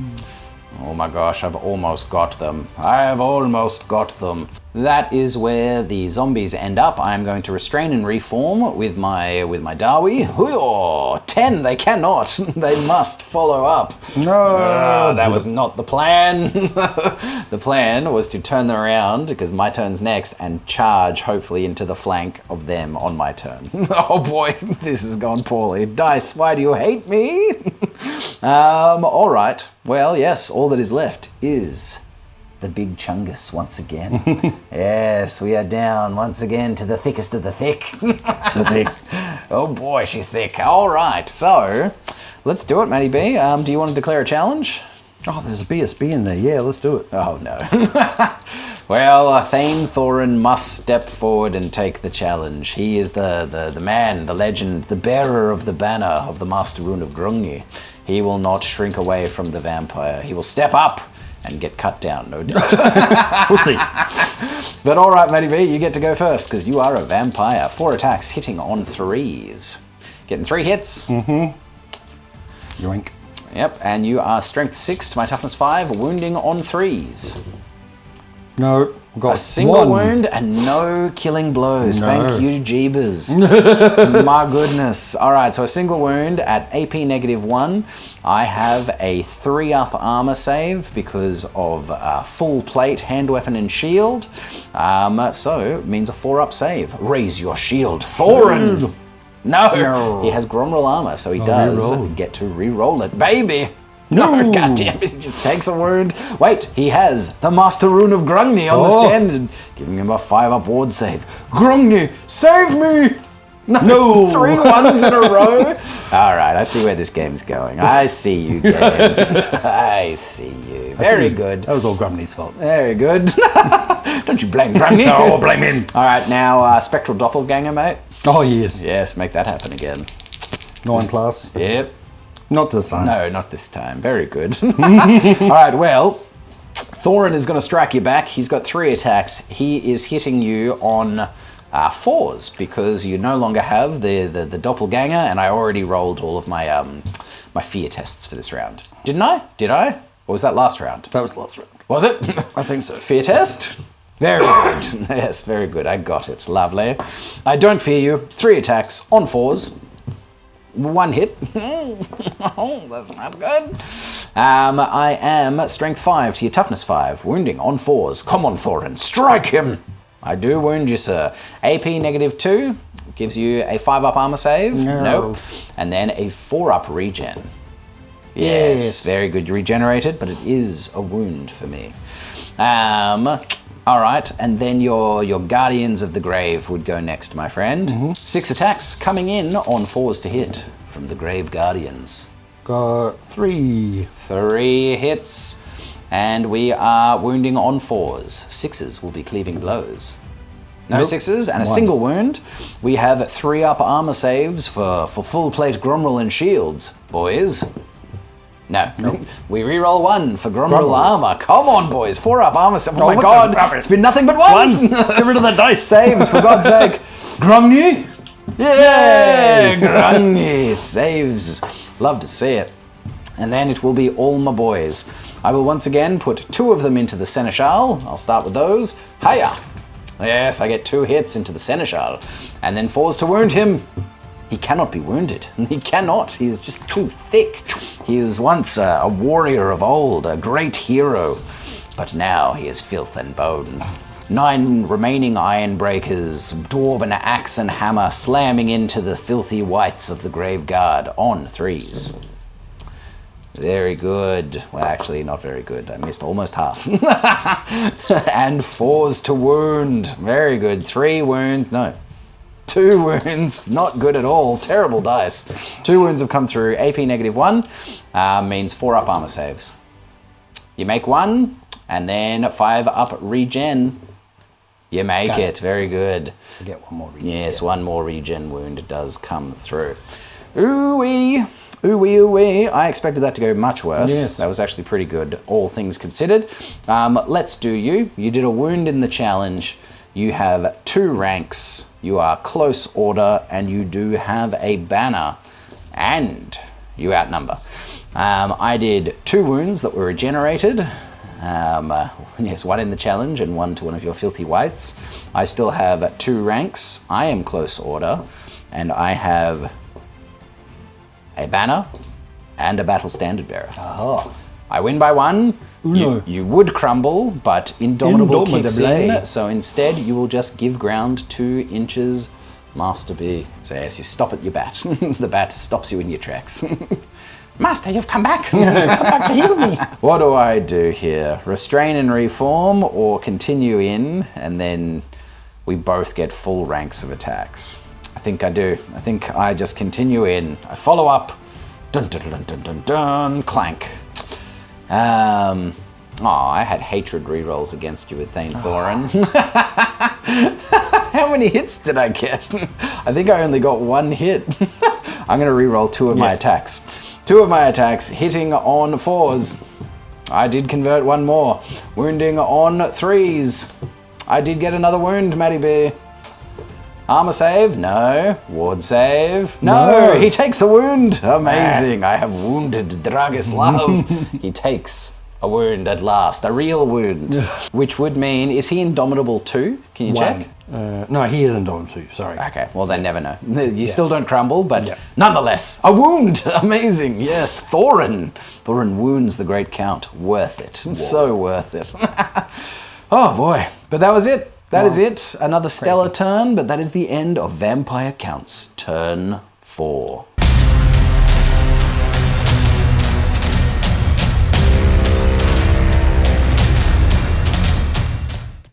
Dwarves turn 5. We're getting to the pointy end of the stick, ladies and gentlemen, and I am going to start by striking the runes and attempting to strike the rune of Oath and Steel on myself to give me rerolled armor saves. I did realize afterwards that if I restrained and reformed with them, I could have put it on them and then charged in, which would be useful, but then again, I'm fighting with 1 rank against his 2 ranks, so I'm just stuck with my decision. I'm going to try and do it on myself, because they're going to need to have some armor saves coming up soon as well. It is still an 8+, getting +2 to the dice. That is a double 1. Oh, no. Thankfully, I cannot miscast. No miscasts with a bound spell. Lucky, but no spell for me either. So that is that. I will, what will I do? Movement phase. I'm going to charge the ghouls. Hold or flee? I'll hold. Very good. I am auto in. I just go kick-clang, kitty-cluck, and smack into them. Love it. That's movement phase done. We go into the shooting phase. These boys are going to attempt to kill that bat because spite and hatred kill the bat. It is over half range. I've got 8 shots. I need 5s to hit. I did get a total of 2 hits. Oh boy. I need 3s to wound it. I only got 1 wound. Don't you dare. Matty B. Yes, very good. I put him down at last. A final quarrel smacks it in the head. Bonk. And it is put out of the air. Wonderful. Love to see it. I will strike the runes again and go for the rune of Wrath and Ruin, needing a 9+, getting +2 to the dice. I roll an 8, so that does end up as a 10, Matty B. Hurry up. You roll an 8, which is not enough. It means it does go off. Amazing. And I am shooting it at these knights. I am doing a 2d6 strength 4 hits. I need something big here. Oh, drop dice never count, ladies and gentlemen. I need something big. Give me the big one. 8. I'll take it. It's above average, baby. Wounding on 4s. Statistics say I should get 4 wounds. Hooah! Ooh, boy. And I get 5 wounds. Statistics be damned. At AP2, so that'll be 5 up armor saves. 3 up goes to 5 up. You do make 2 of them, Matty B, and then 3 6-up regens. Oh, you 2. son of a gun. For God's sake, Matty B. I got a wound. Oh, did I? Thanks, mate. Yep. You'll let me have 1? There you go. Another knight falls. God, I should have put so many more down. Oh, that's so frustrating, Matty B. That was ridiculous. You've done a lot of 6s this game, mate. With my saves. I feel like you don't get to play my vampires anymore. The last time you played them, it was the same damn story. Yeah, all the 6s for saving. Yep, God. So, it's combat time. It's combat. I'm going to start over here and finish off these ghouls. Got to butcher them. Got to put them down. For good and all. And I am just going to smack them with Barden Flint-Eye. He's got 3 attacks. He is the axe champion of Carrick-Herne. The axe throwing champion of the hold. He's hitting them on 3s. He gets all 3. He's winning them on 2s. He gets only 2 of them. 10. 2 6-up regens, Matty B. Got 1, You got got 2. both. You just... I didn't actually mean to do this. I don't know what's going on here. It's very frustrating, Matty B. I would imagine so. Very frustrating. Very frustrating. And then I've got a front rank of 7, which means another 6 do get to come in. /7, because I do have a champion in that unit. 7 attacks on 3s. Very good. We missed 2, which means 5 hits on 2s. They all come through. 5 6-up regens, Matty B. 5 of them. You hear me? I got 1. Very good. They are slain. Yeah. Slain to a ghoul, cut down, chopped into filthy little ribbons of meat and bone with great axes. I will attempt to restrain and reform with them. 9. Thank God. They finally do it. Their blood is up, but not that up. I forgot about that again, but you know what? I'm not retconning it this time. No. That can go away. Okay. God. Zombies. Let's do these zombies. Let's cut them down, boys. I think you got it. Yes, I charged in, so I get to go first just with the... No, did I just follow up, or did I charge? You followed. I just followed up. So you still get to fight first. 3 zombies, mate. Because I'm going great weapons, baby. Eat 1 of them. Don't you dare. 1 hit. You got 1 hit. Indeed, 5s to wound. No. Yes, most excellent. So just followed up, so it'll be all of the attacks. 15 attacks to kill 3 zombies. Can we do it? Oh, on 3s. Oh, yeah. Yeah, I only missed 4 of them. Yeah, baby. Think you're fine. Hacking them down on 2s. Not a single one was rolled. Oh my god. When it doesn't matter, I roll like fire in this game. That's what in the story of this game. When it doesn't matter, I am a god of the dice. 3, 6, 9, 10, 11, Matty B. 11 regens. Oh, I got no. I just said no. No. No. And when it doesn't matter, you don't make saves. Yeah, exactly. Doesn't matter. Very good. They're gone at last. Restrain and reform. Yes, on a 9, thankfully, just. And we will turn to face the foe at our rear. Yes, we finally come back to see if we can help and save the Iron Breakers. But we have to survive another 2 rounds of combat for that to be the case. That needed to happen last turn, boys. You're a turn too late and a beard too short. Only 1 beard. Indeed. All right. Here we go. Here we go. The big Chungus again. The big bad. The down bad. Look at him. Look at him. Look at Dragoslav surrounded by his guardians of the grave. Yes. Crash. Yes. He loves to smash. He'll crush, destroy. All right, mate. It is the continuation of our challenge between Dragoslav and Thane Thorin. Let's see if you can put him down. Oh, I'll go first. Of course you do. I'm vampire. Yeah. 4s to hit. Sorry, 3s to hit. I got all of them. 3 hits. Very good. And 3s to wound. 2. Oh, and one of them And is a killing 6. blow. That's very bad. Okay, so let's see if I can make the armor save first. -1 to his 3-up. That's a 4-up armor save. Thane Thorin, with your Gromril armor, shield, and runic hand weapon, fails the save. That's good. And then you've got 2 wounds that have to be saved on the Master Rune of Grungni.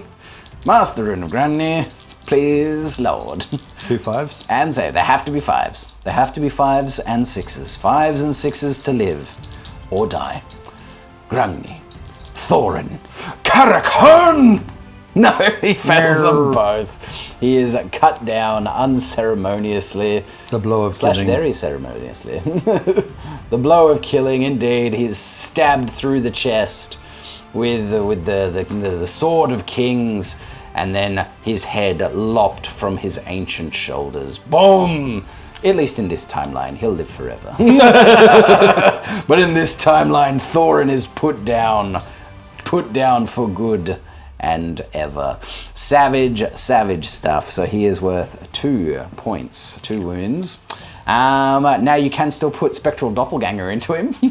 There's no point. I know you can get overkill, mate. Oh, can you? Yeah, 100%. Cool. Yeah, you can just turn into mirror images and just cut up his corpse. Oh boy, It'll do it. That's a good roll. So you've got an 8 in total there. Yeah. Which means 9 in total there. well, because isn't it? I'm -1. I'm -1 because of magic resistance. Gotcha. So sorry, not in total. You've got 8 on the dice. Yeah. 8 on the dice is what you have. Give me something good. I got an 8 on my dice, and I get +3. So I do stop it. No Spectral Doppelganger. You get No +2, spectral. and I get +3. So Yes. huzzah, that was just enough. You don't get to butcher and dismember poor Thane Thorin's corpse. All right, mate. And then I would go first against your... Actually, no, I wouldn't. I only followed up. I am initiative 2 and you're initiative 2, so we go at the same time. It's my turn, so I'll go first. 11 attacks from my Iron Breakers going into the unit, and you know what? 2 of them are going in. You know what? I'm sending 3 into the Seneschal this time. We're putting him down. We're hitting him on Hate the 3s. Seneschal. He must die. I only hit him once. He is a god amongst, filthy whites. We wound him on a 4+. I've never wounded him yet. I've wounded him this time. AP -1. It's gotten through. That's a 1. 5-up regen. Oh, yeah. He has you got gone him. down. You got him, Well, the buddy. Seneschal gets put down. I needed to put 3 guys against him. He's the equal of 3 dwarves. My God.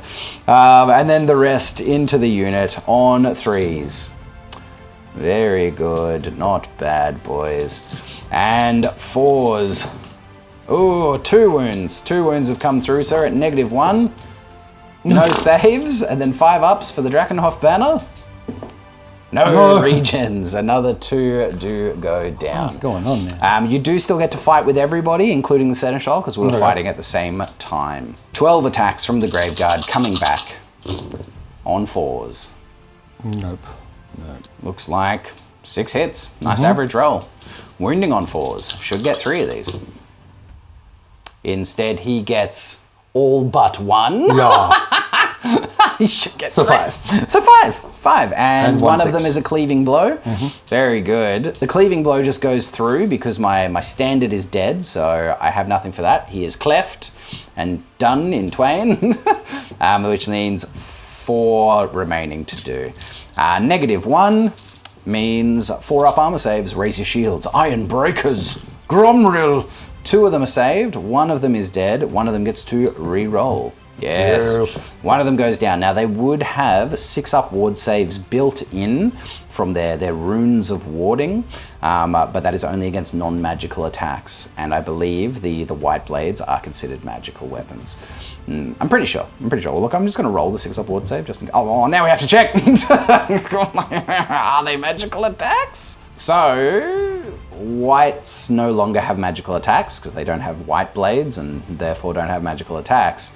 They just have the cleaving blow special rule. I've also been treating them as having AP 1 this whole time, but they don't. They've got no AP. I was just assuming just like things like my iron breakers that have a baked in rule that gives them the AP 1 that they used to get as strength 4.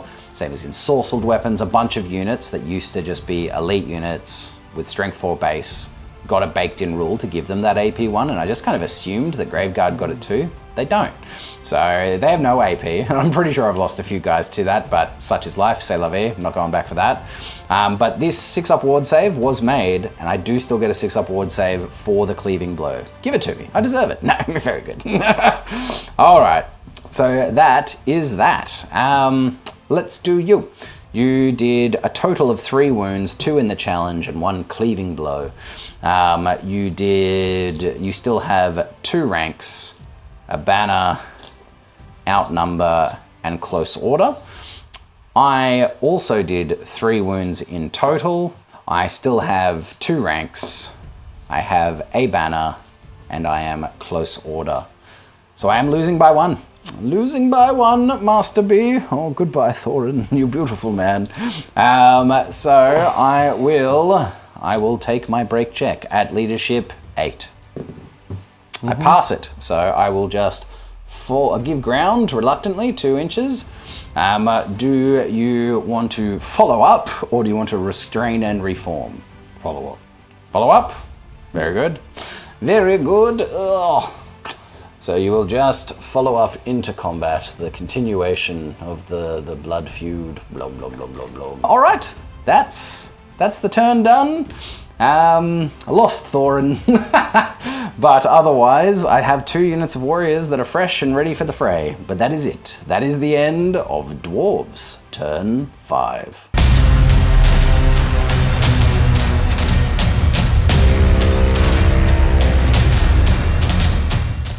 Vampire Counts, turn 5, and we are starting with an Invocation of Nehek from Kaiser Blackhand. Leadership 8. Yep. 9. 9, he fails. Oh, sad. Sad. Sad, Kaiser.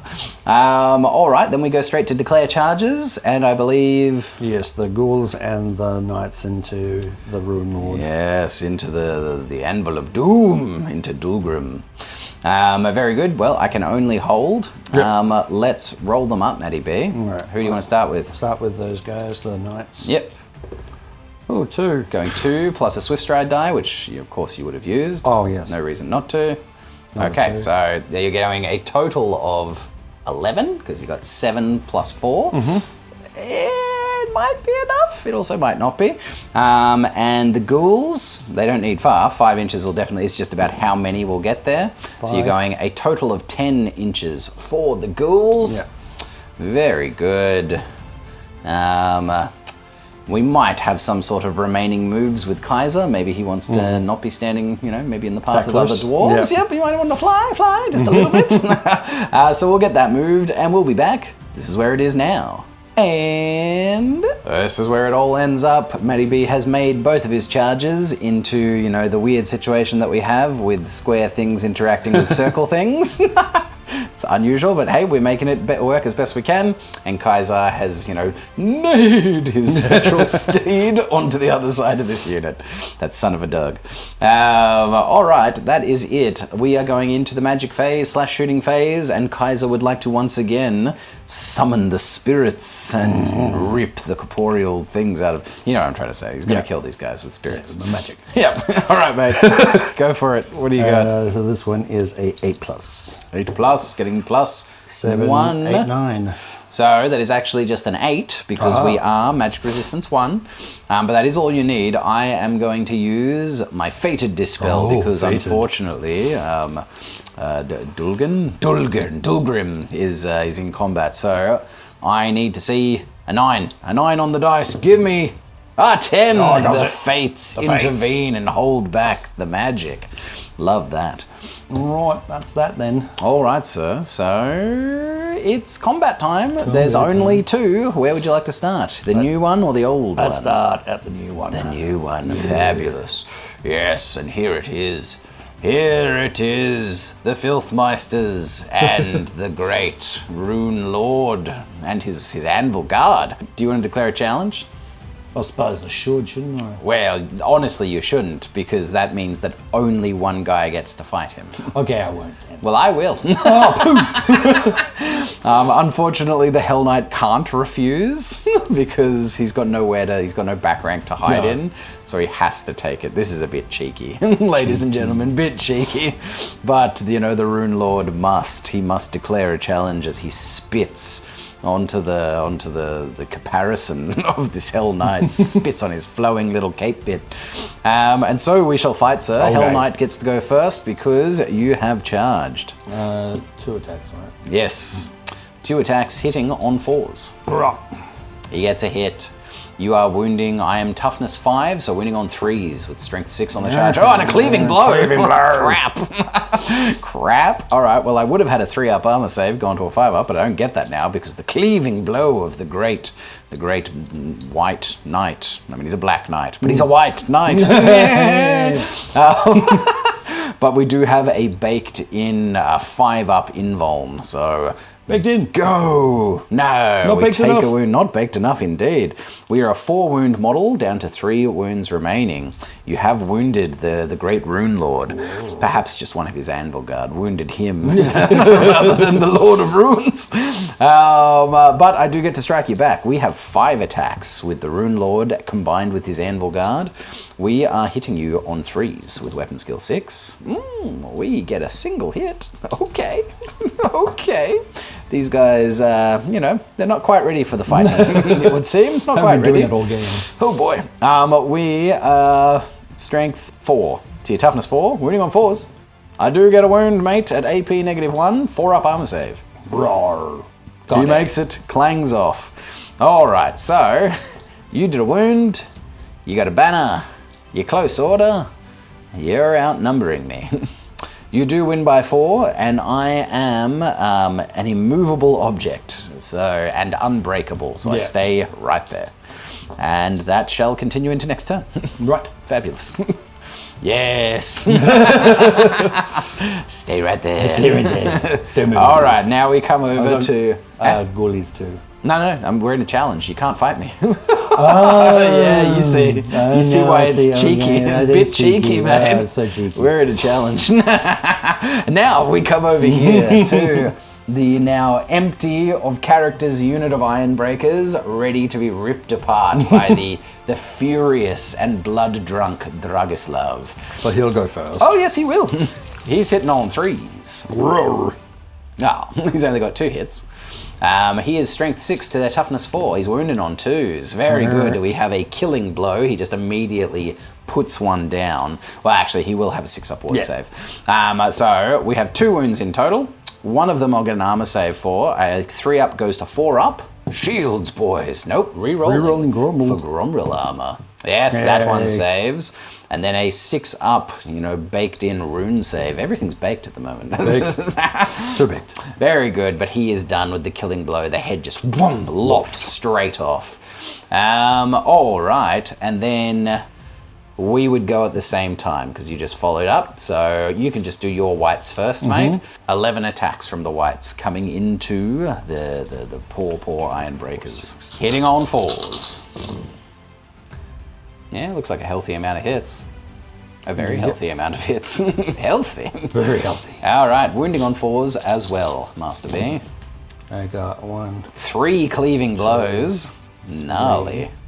And hit. And you only failed 1 hit. 1 wound. Okay. Matty B is putting the nail in my dwarven coffin. He's sending me to see my ancestors and trying to put the game done at this point. Very fair. Let's make it done. So I'm going to have 4 3-up armor saves because, as we have learned, they have no AP. At 3 ups, I do save 2, fail 1, And get a Gromrel. and Gromril reroll. That doesn't grumble. Okay, so saving 2 so far, plus the 3 cleaving blows, get 6 up ward saves from their runes of warding inscribed into their Gromril suits. Saves not a one of them. Brutal. I can't make 6 ups like Matty B. 2, 5 are killed. 2, 4, 5. That's a big deal. Now they will all still get to strike back, bar the one that Dragoslav killed. 11 attacks back, hitting on 3s.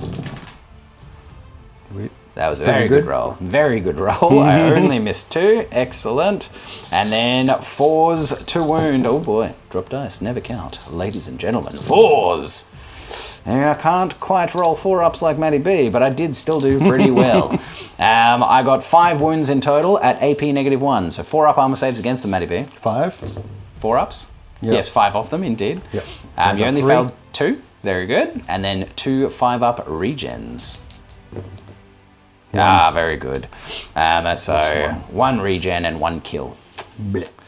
All right, Matty B, you have done many and more wounds to me. So you did a total of 6 wounds this round. Oh boy, did your dice spike high. They spiked. They spiked incredibly, but that's all it takes sometimes, ladies and gents. 6 wounds. You still have 2 ranks. Close order. Banner. Outnumber. I forgot to roll my fear this turn. I got it. Passed it, baby. Yay. Still remembered. I actually needed to do it for him, too. Did he pass it? He failed. Oh, no. It's a good thing he didn't do any damage. Good thing. So, yes, you've done a lot of combat res. I did 2 wounds, a kill and a regen. I still have a banner. I still have a rank. And I am still close order. But I am losing by 6. Ooey ooey. Ooey, ooey, oh my. I go from leadership 9 down to leadership 3. Can I hold? That is a break. That is completely over my my unmodified leadership test. So I am breaking and fleeing proper. Would you like to chase me? Yeah. Okie dokie, I'm going a total of, 11 inches. Whoa. Yep, I am getting out of dodge, apparently. You're running. Yep, these boys are keen to live. I got a total of 7. All right, cool. We'll get them moved, and we'll be back. And that is where the Iron Breakers and Sir Dragoslav and his Graveguard end up. The Iron Breakers' nerve finally breaking like they do to the iron. And they flee before the rage and fury of the Vampire Knight after many of their boys were cut down by the Graveguard. Shearing through their finely crafted suits of Gronmril, they have broken and fled before them. But in their haste to live, they have gotten away. So at the end of the turn, I will once again score 60 points because I am still just within 6 inches of both of these objectives. So I'm getting a lot of objective points, but the battle is lost, ladies and gentlemen. There's no doubt about it. But let's maybe just go into my turn. You know what? It's probably going to be pretty quick to finish this off. We might just finish it off, but that is it, ladies and gents. That is the end of Vampire Counts, Turn 5.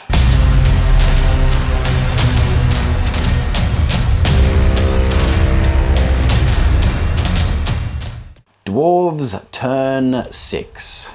Now, we are basically just going to speed through some important things that can potentially swing this game one way or the other, because we've done a bit of the math as to where we're sitting at points-wise, and it is very close, but unless some things change drastically, funnily enough, it's actually looking like a Dwarven victory, which is crazy to me.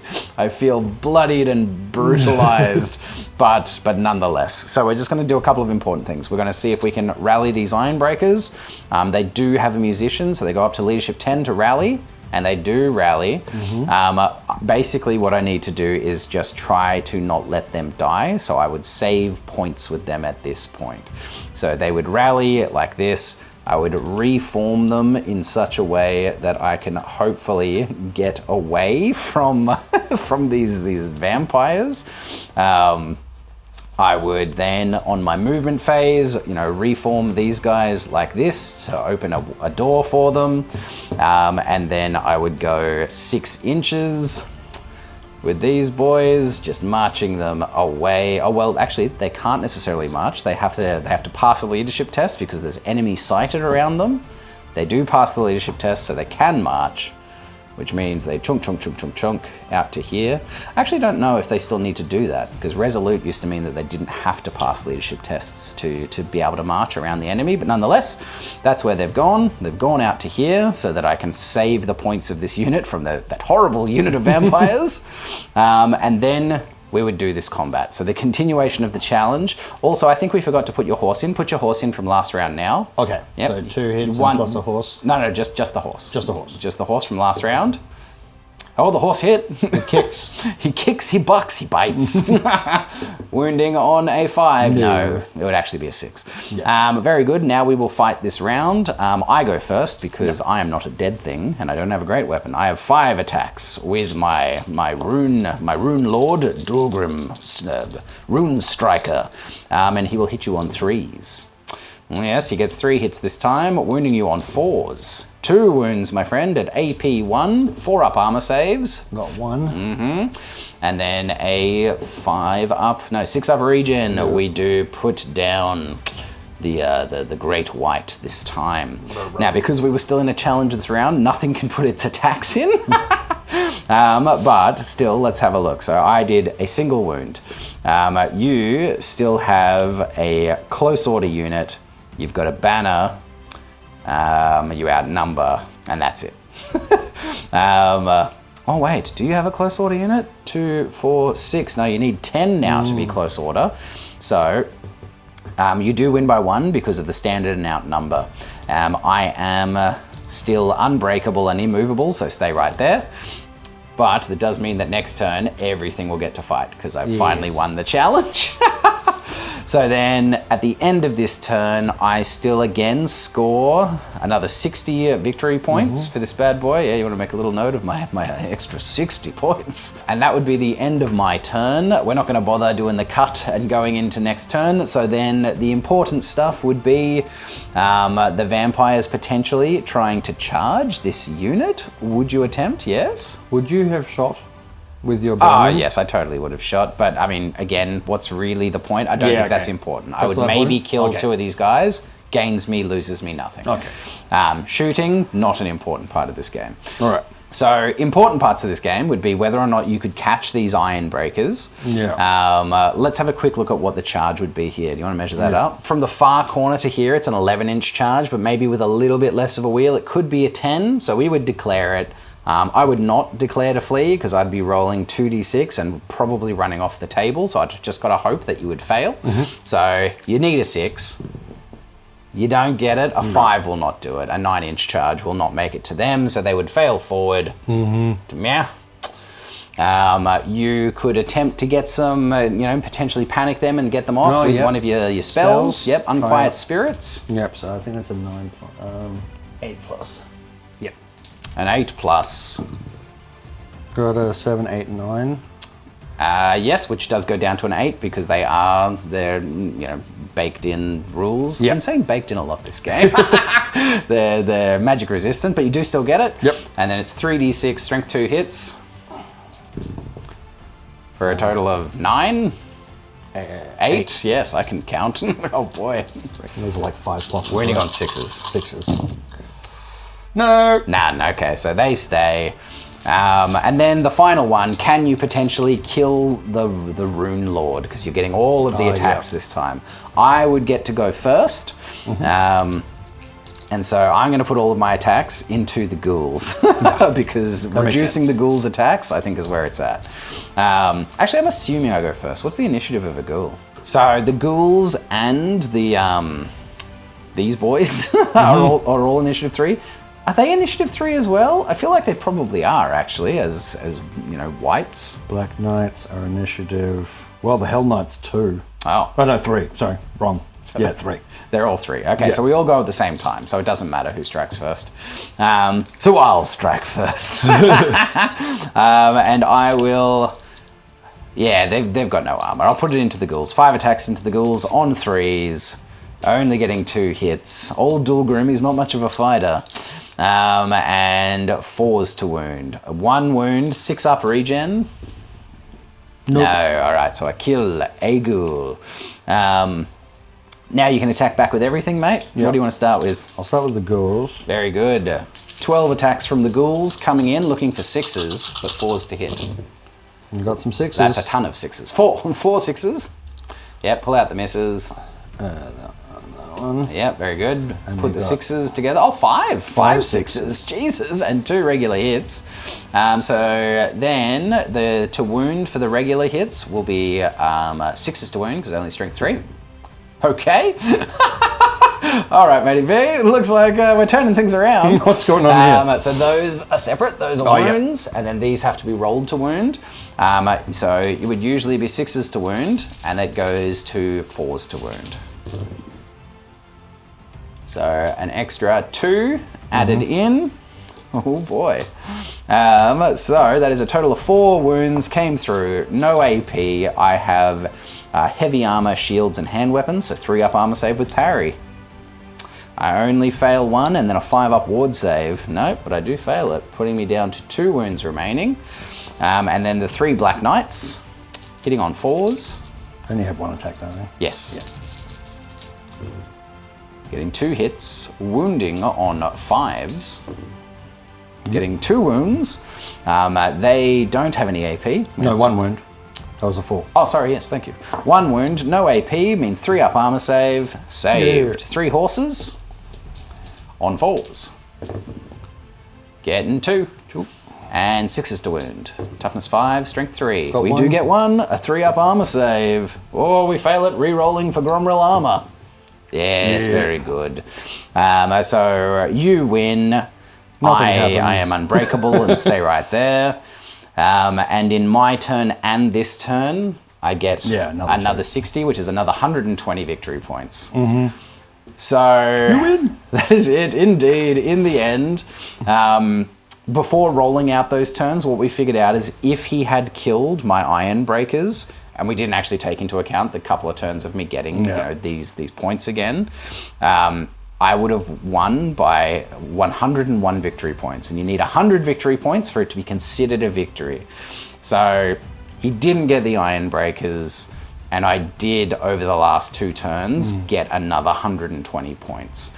So that is it. In the end, it is a Dwarfen victory. It feels like we lost the fight, but we won the battle. So, you know, we managed to hold these runic things in time for long enough for whatever the magic spell, whatever these runes of dampening were doing, to make sure that the vampiric magic and vampiric dead got locked into Sylvania. You know, it's kept them in there. Yes, exactly. He gets sucked back in. Either that, or because, you know, the spell has gone off, him and his unit just crumble to dust. But whatever happens, it is the dwarves that have managed to hold the rune stones and win the day.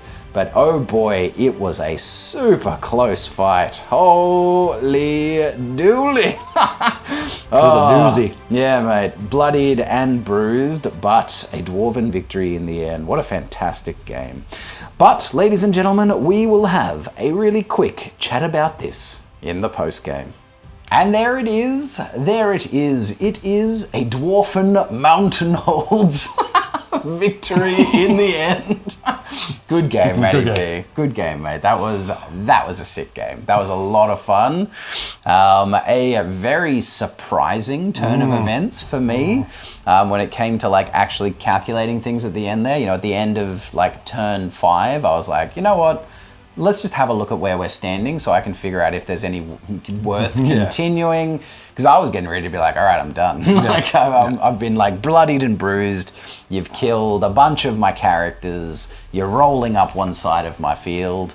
I feel like that's pretty much it. Yeah. But I just really hadn't properly put together how many points were being generated through those strategic locations.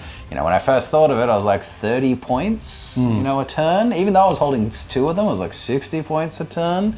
But that's 120 points a round. And if I held them for 6 rounds, which I did, that's a lot of points. That's, you know, that ends up adding up to be quite a lot, which I just hadn't seen until we actually started adding things up. It hadn't properly computed in here.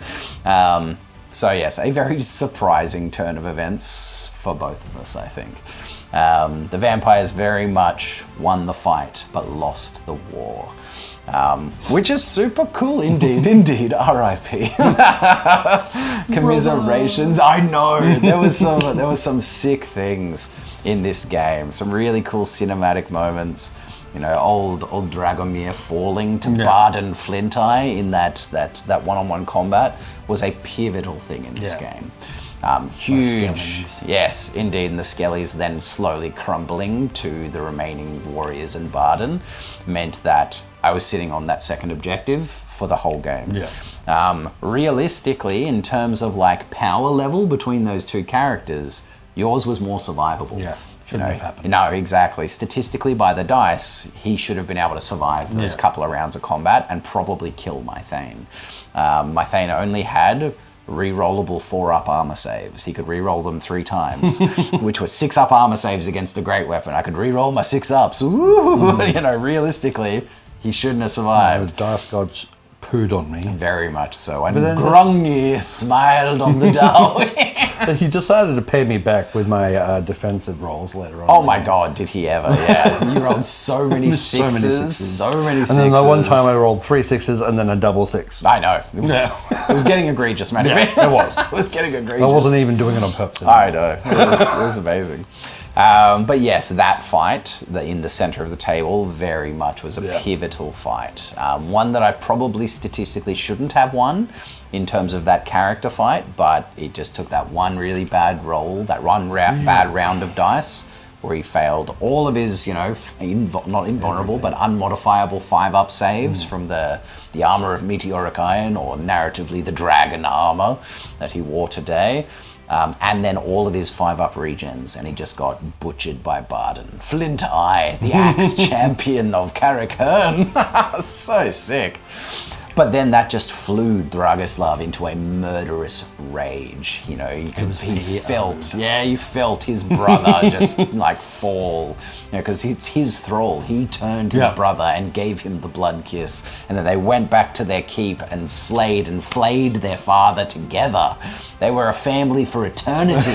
And then suddenly he falls to a filthy, stunted dwarf in the middle of the field, and he just lost it and just started hacking and slaying, killing everything he touched, put down frickin' Boren Stonebeard in single combat, went on to Thane Thorin and slayed him as well, lopping heads and hacking through collarbones. So epic. It was so sick, and just munching his way up the field, eventually breaking the iron breakers before him and having them flee away, and in their haste to live managed to actually get away, which is very unusual for dwarves.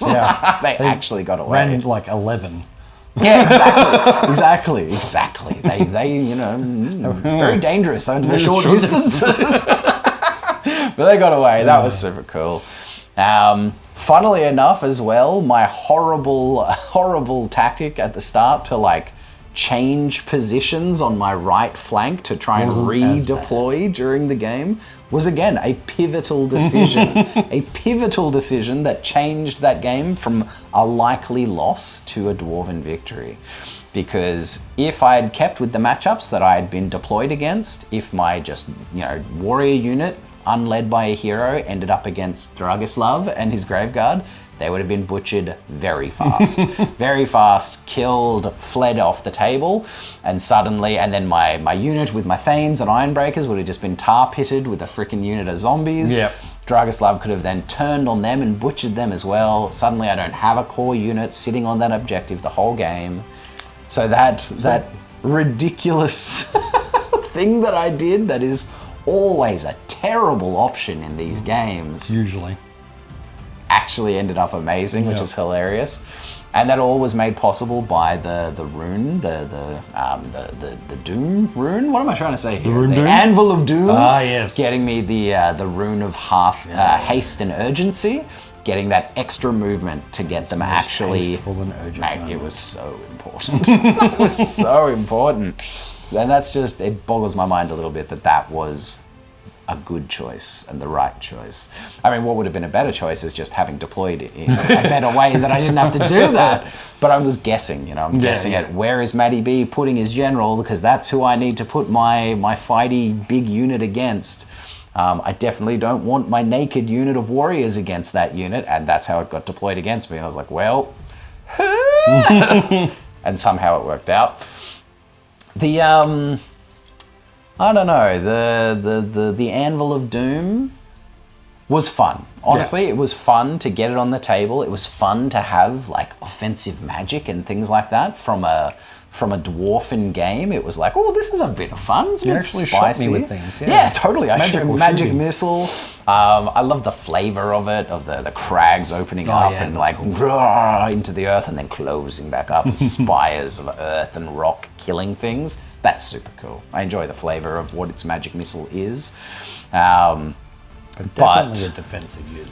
Yes, exactly. I found there was points in this game, we talked about a little off camera already, where I was like, in an old game where I don't have to push into the center in a classic pitched battle without objectives in the middle, when I can just hold back a little bit and play a bit more defensively, a bit more dwarfishly, you might say, it would be a much better piece, because suddenly, things are having to come to me. Wizards are having to come to me, because there was a good few turns there where I found myself outside of wizardly dispel range and I can't move it. And it's like, well, I just don't get to do anything, I guess. I'll sit here and cop magic. So yeah, having a piece that can't move, that still just has that 24-inch dispel range, and with me pushing all the way up into the middle of the field to get to those objectives, meant that it wasn't that hard for you to get out of range of it. So it does feel definitely more of a defensive game piece than an offensive game piece. Was it worth its points? Hard to say. I don't know if it was. I did do a little bit of damage with it, and it did create that pivotal moment of allowing that ridiculous cross to happen, which wouldn't have been able to happen without it. So, I don't know. What do you think? What do you think the impact of that Anvil of Doom had on this game? There was points throughout it where I was like, I don't know, maybe it would have been better just taking a runesmith with a couple of runes of spell breaking to just be like, no magic this turn, no magic this turn. That would have been way cheaper. Could have had more war machines. Could have a cannon as well, or just a gyrocopter as well. I could have had a lot more without that very expensive Anvil of Doom. It is a pretty model though. Oh yes, yes it is. I'm very stoked with how it turned out. It's a fun little kit bash of 3D prints from Highland Miniatures, and then some kit bashes of like classic 8th edition Dwarven Longbeards as the Anvil Guard. I love it. I think it's a sick model. I'm very happy with how it turned out, and it was fun to field it. I am undecided on its efficacy, however. Undecided. Would you say that is a step up from like 6th? Anvil of Doom? I actually never used it in 6th. Oh, really? I have no idea. Really? I've heard tell that it was, a bit of a beast in the 6th edition Anvil of Doom. But I'm not sure. I don't know, at some point. I'm probably going to have to give it a go. Probably going to have to give it a go at some point in the 6th edition. It was interesting having a Dwarven army without King, without my Dwarven King leading them, just having, the Rune Lord, Anvil of Doom, and Thanes, nothing but Thanes to to get me up there. I definitely felt the lack of a king in my fights with Dragoslav. That was definitely lacking. Thanes were only so good at holding their own against a vampire count in full plate and spectral doppelganger. No. That's a spicy build. I can see why people do it. Yeah. I'd never done it before. Especially with the Sword of Kings. The Sword of Kings. That's nuts. Sword of Kings is a very good item. It's an interesting one. It's a bit of a feel-bad item. Yeah. Just like, okay, cool. I rolled a 5 or 6. You're maybe dead. Yeah. But it's a very good item. Yeah. It's not something that I would want to take in every game or in every list, but every now and then chucking it in for a bit of like, that's right, you don't want to fight me. No. is I also have a spell that makes me use it again. Yeah, So exactly, with the spectral. With the spectral, that's a combo. Fuck, absolutely, absolutely. And again, it's a perfect like narrative image for a vampire, right? Him just like turning into mirror images of himself, just splitting into like and like surrounding people, Blades and then just exactly creating like this the circuit of blades and and just turning things into ribbons of filth, ribbons of gore and blood and viscera. Oh, And beard. yes. Oh. My organ gun exploding mid-game. First time that's happened? Yeah, actually the first time. It was pretty good. It didn't feel good at the time, No, but it was cool that it finally happened. Always fun to see these fun little things actually happen every now and then. So that was classic.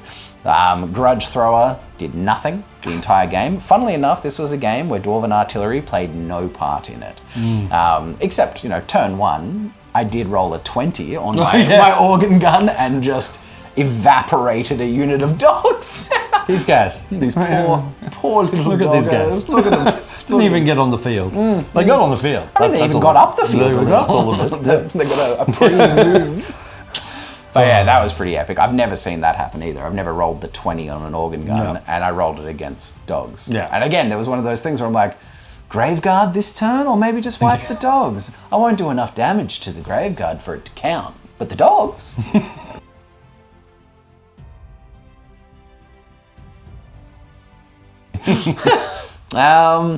What were some cool big moments for you, for the vampires? I mean, your right flank, camera left flank, with your knights and the ghouls. Kind of worked out in the end. Bloody oath, man! Just slamming up through the ruins into the ranges, and just in a single round, cutting them down, breaking them, and chopping them to pieces was pretty sick. Great to see for them.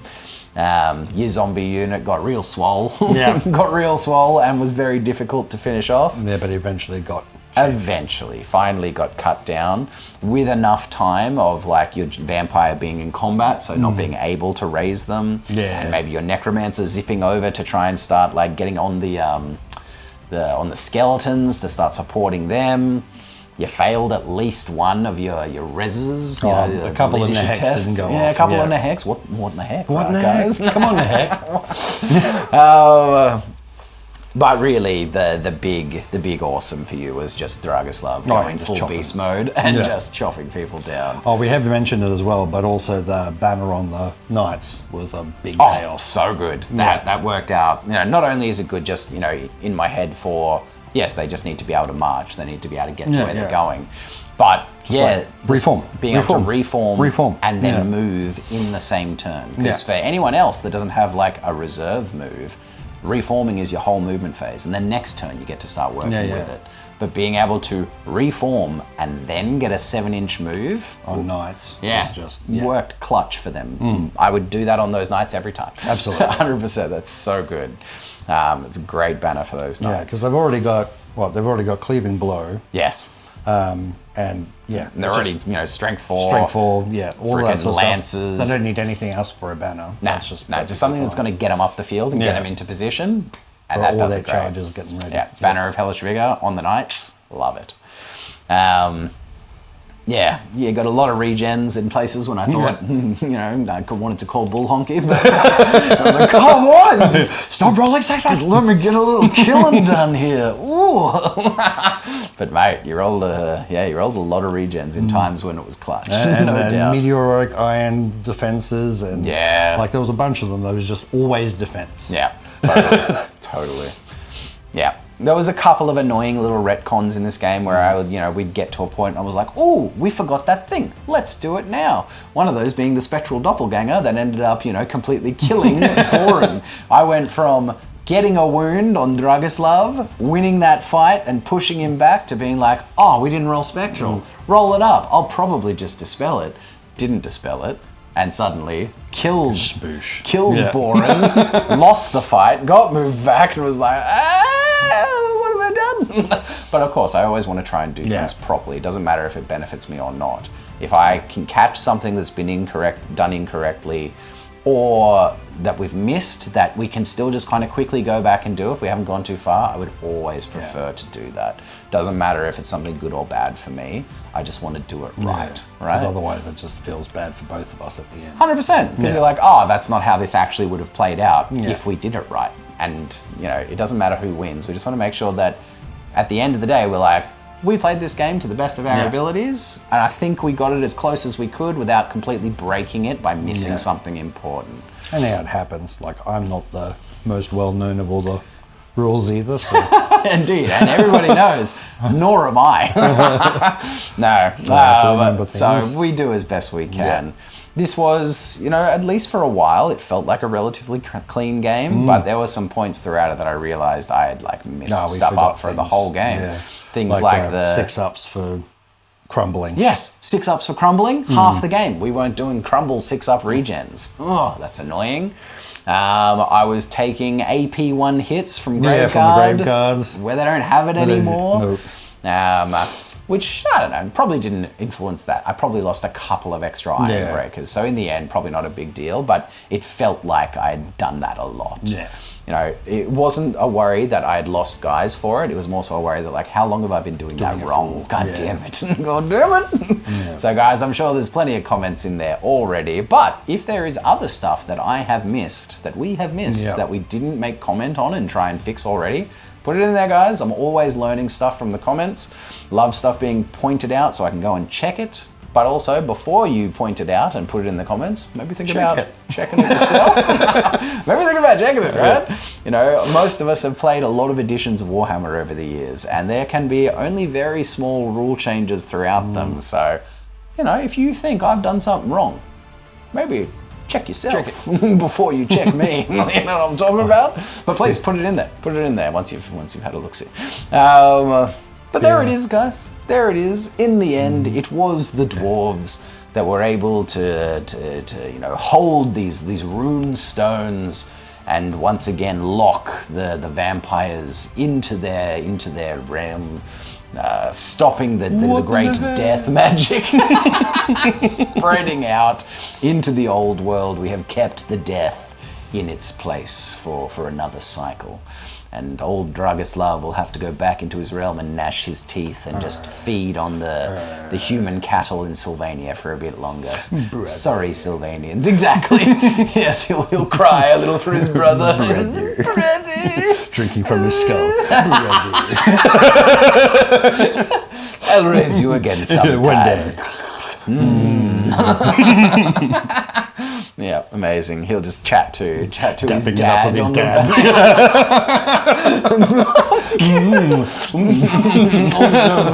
Daddy. Amazing. Wow. It's a bit late for us. Yeah, it's getting late, ladies and gents. But there it is. An excellent game in the end. A hard-fought game. The fight was hard, but the stones were held. Awesome. Super cool. Loved it. Super cool. It was fun to finally play, one of the strategic locations, battles from the new match play guide. Super cool. Fun to do the little crossways, definitely. Corner deployment, which definitely changed the game a little bit as well. I would like that a lot more with orcs. Totally. It's a bit of a spread out. Yeah. Spread it wide and deep on one side. So yeah, an awesome scenario, awesome game, fun to play something that, pushed my dwarves out into the middle. That was probably the most moving I've done with my dwarves in a long time. In one turn. Like the first turn, you just moved everything. Everything moved up, like almost full marches immediately. And I was like, whoa, this feels weird. Yeah. But it also felt nice. And it was nice to have a reason to do that. And that reason won me the game, which is pretty crazy for a dwarf. For a dwarf player, I won the game through moving to the center. Weird.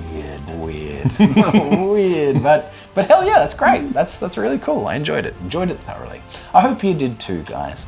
If you did, don't forget, smash a like on the video.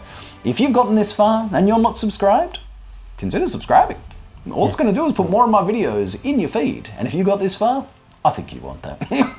Right? Right? Yeah, makes sense. If you want to go the extra mile, support the channel, consider becoming a channel member. Follow me on Facebook and Instagram. Links in the description. But until next time, I'm Stoss. This is Matty B. Happy wargaming. And be good to your mother.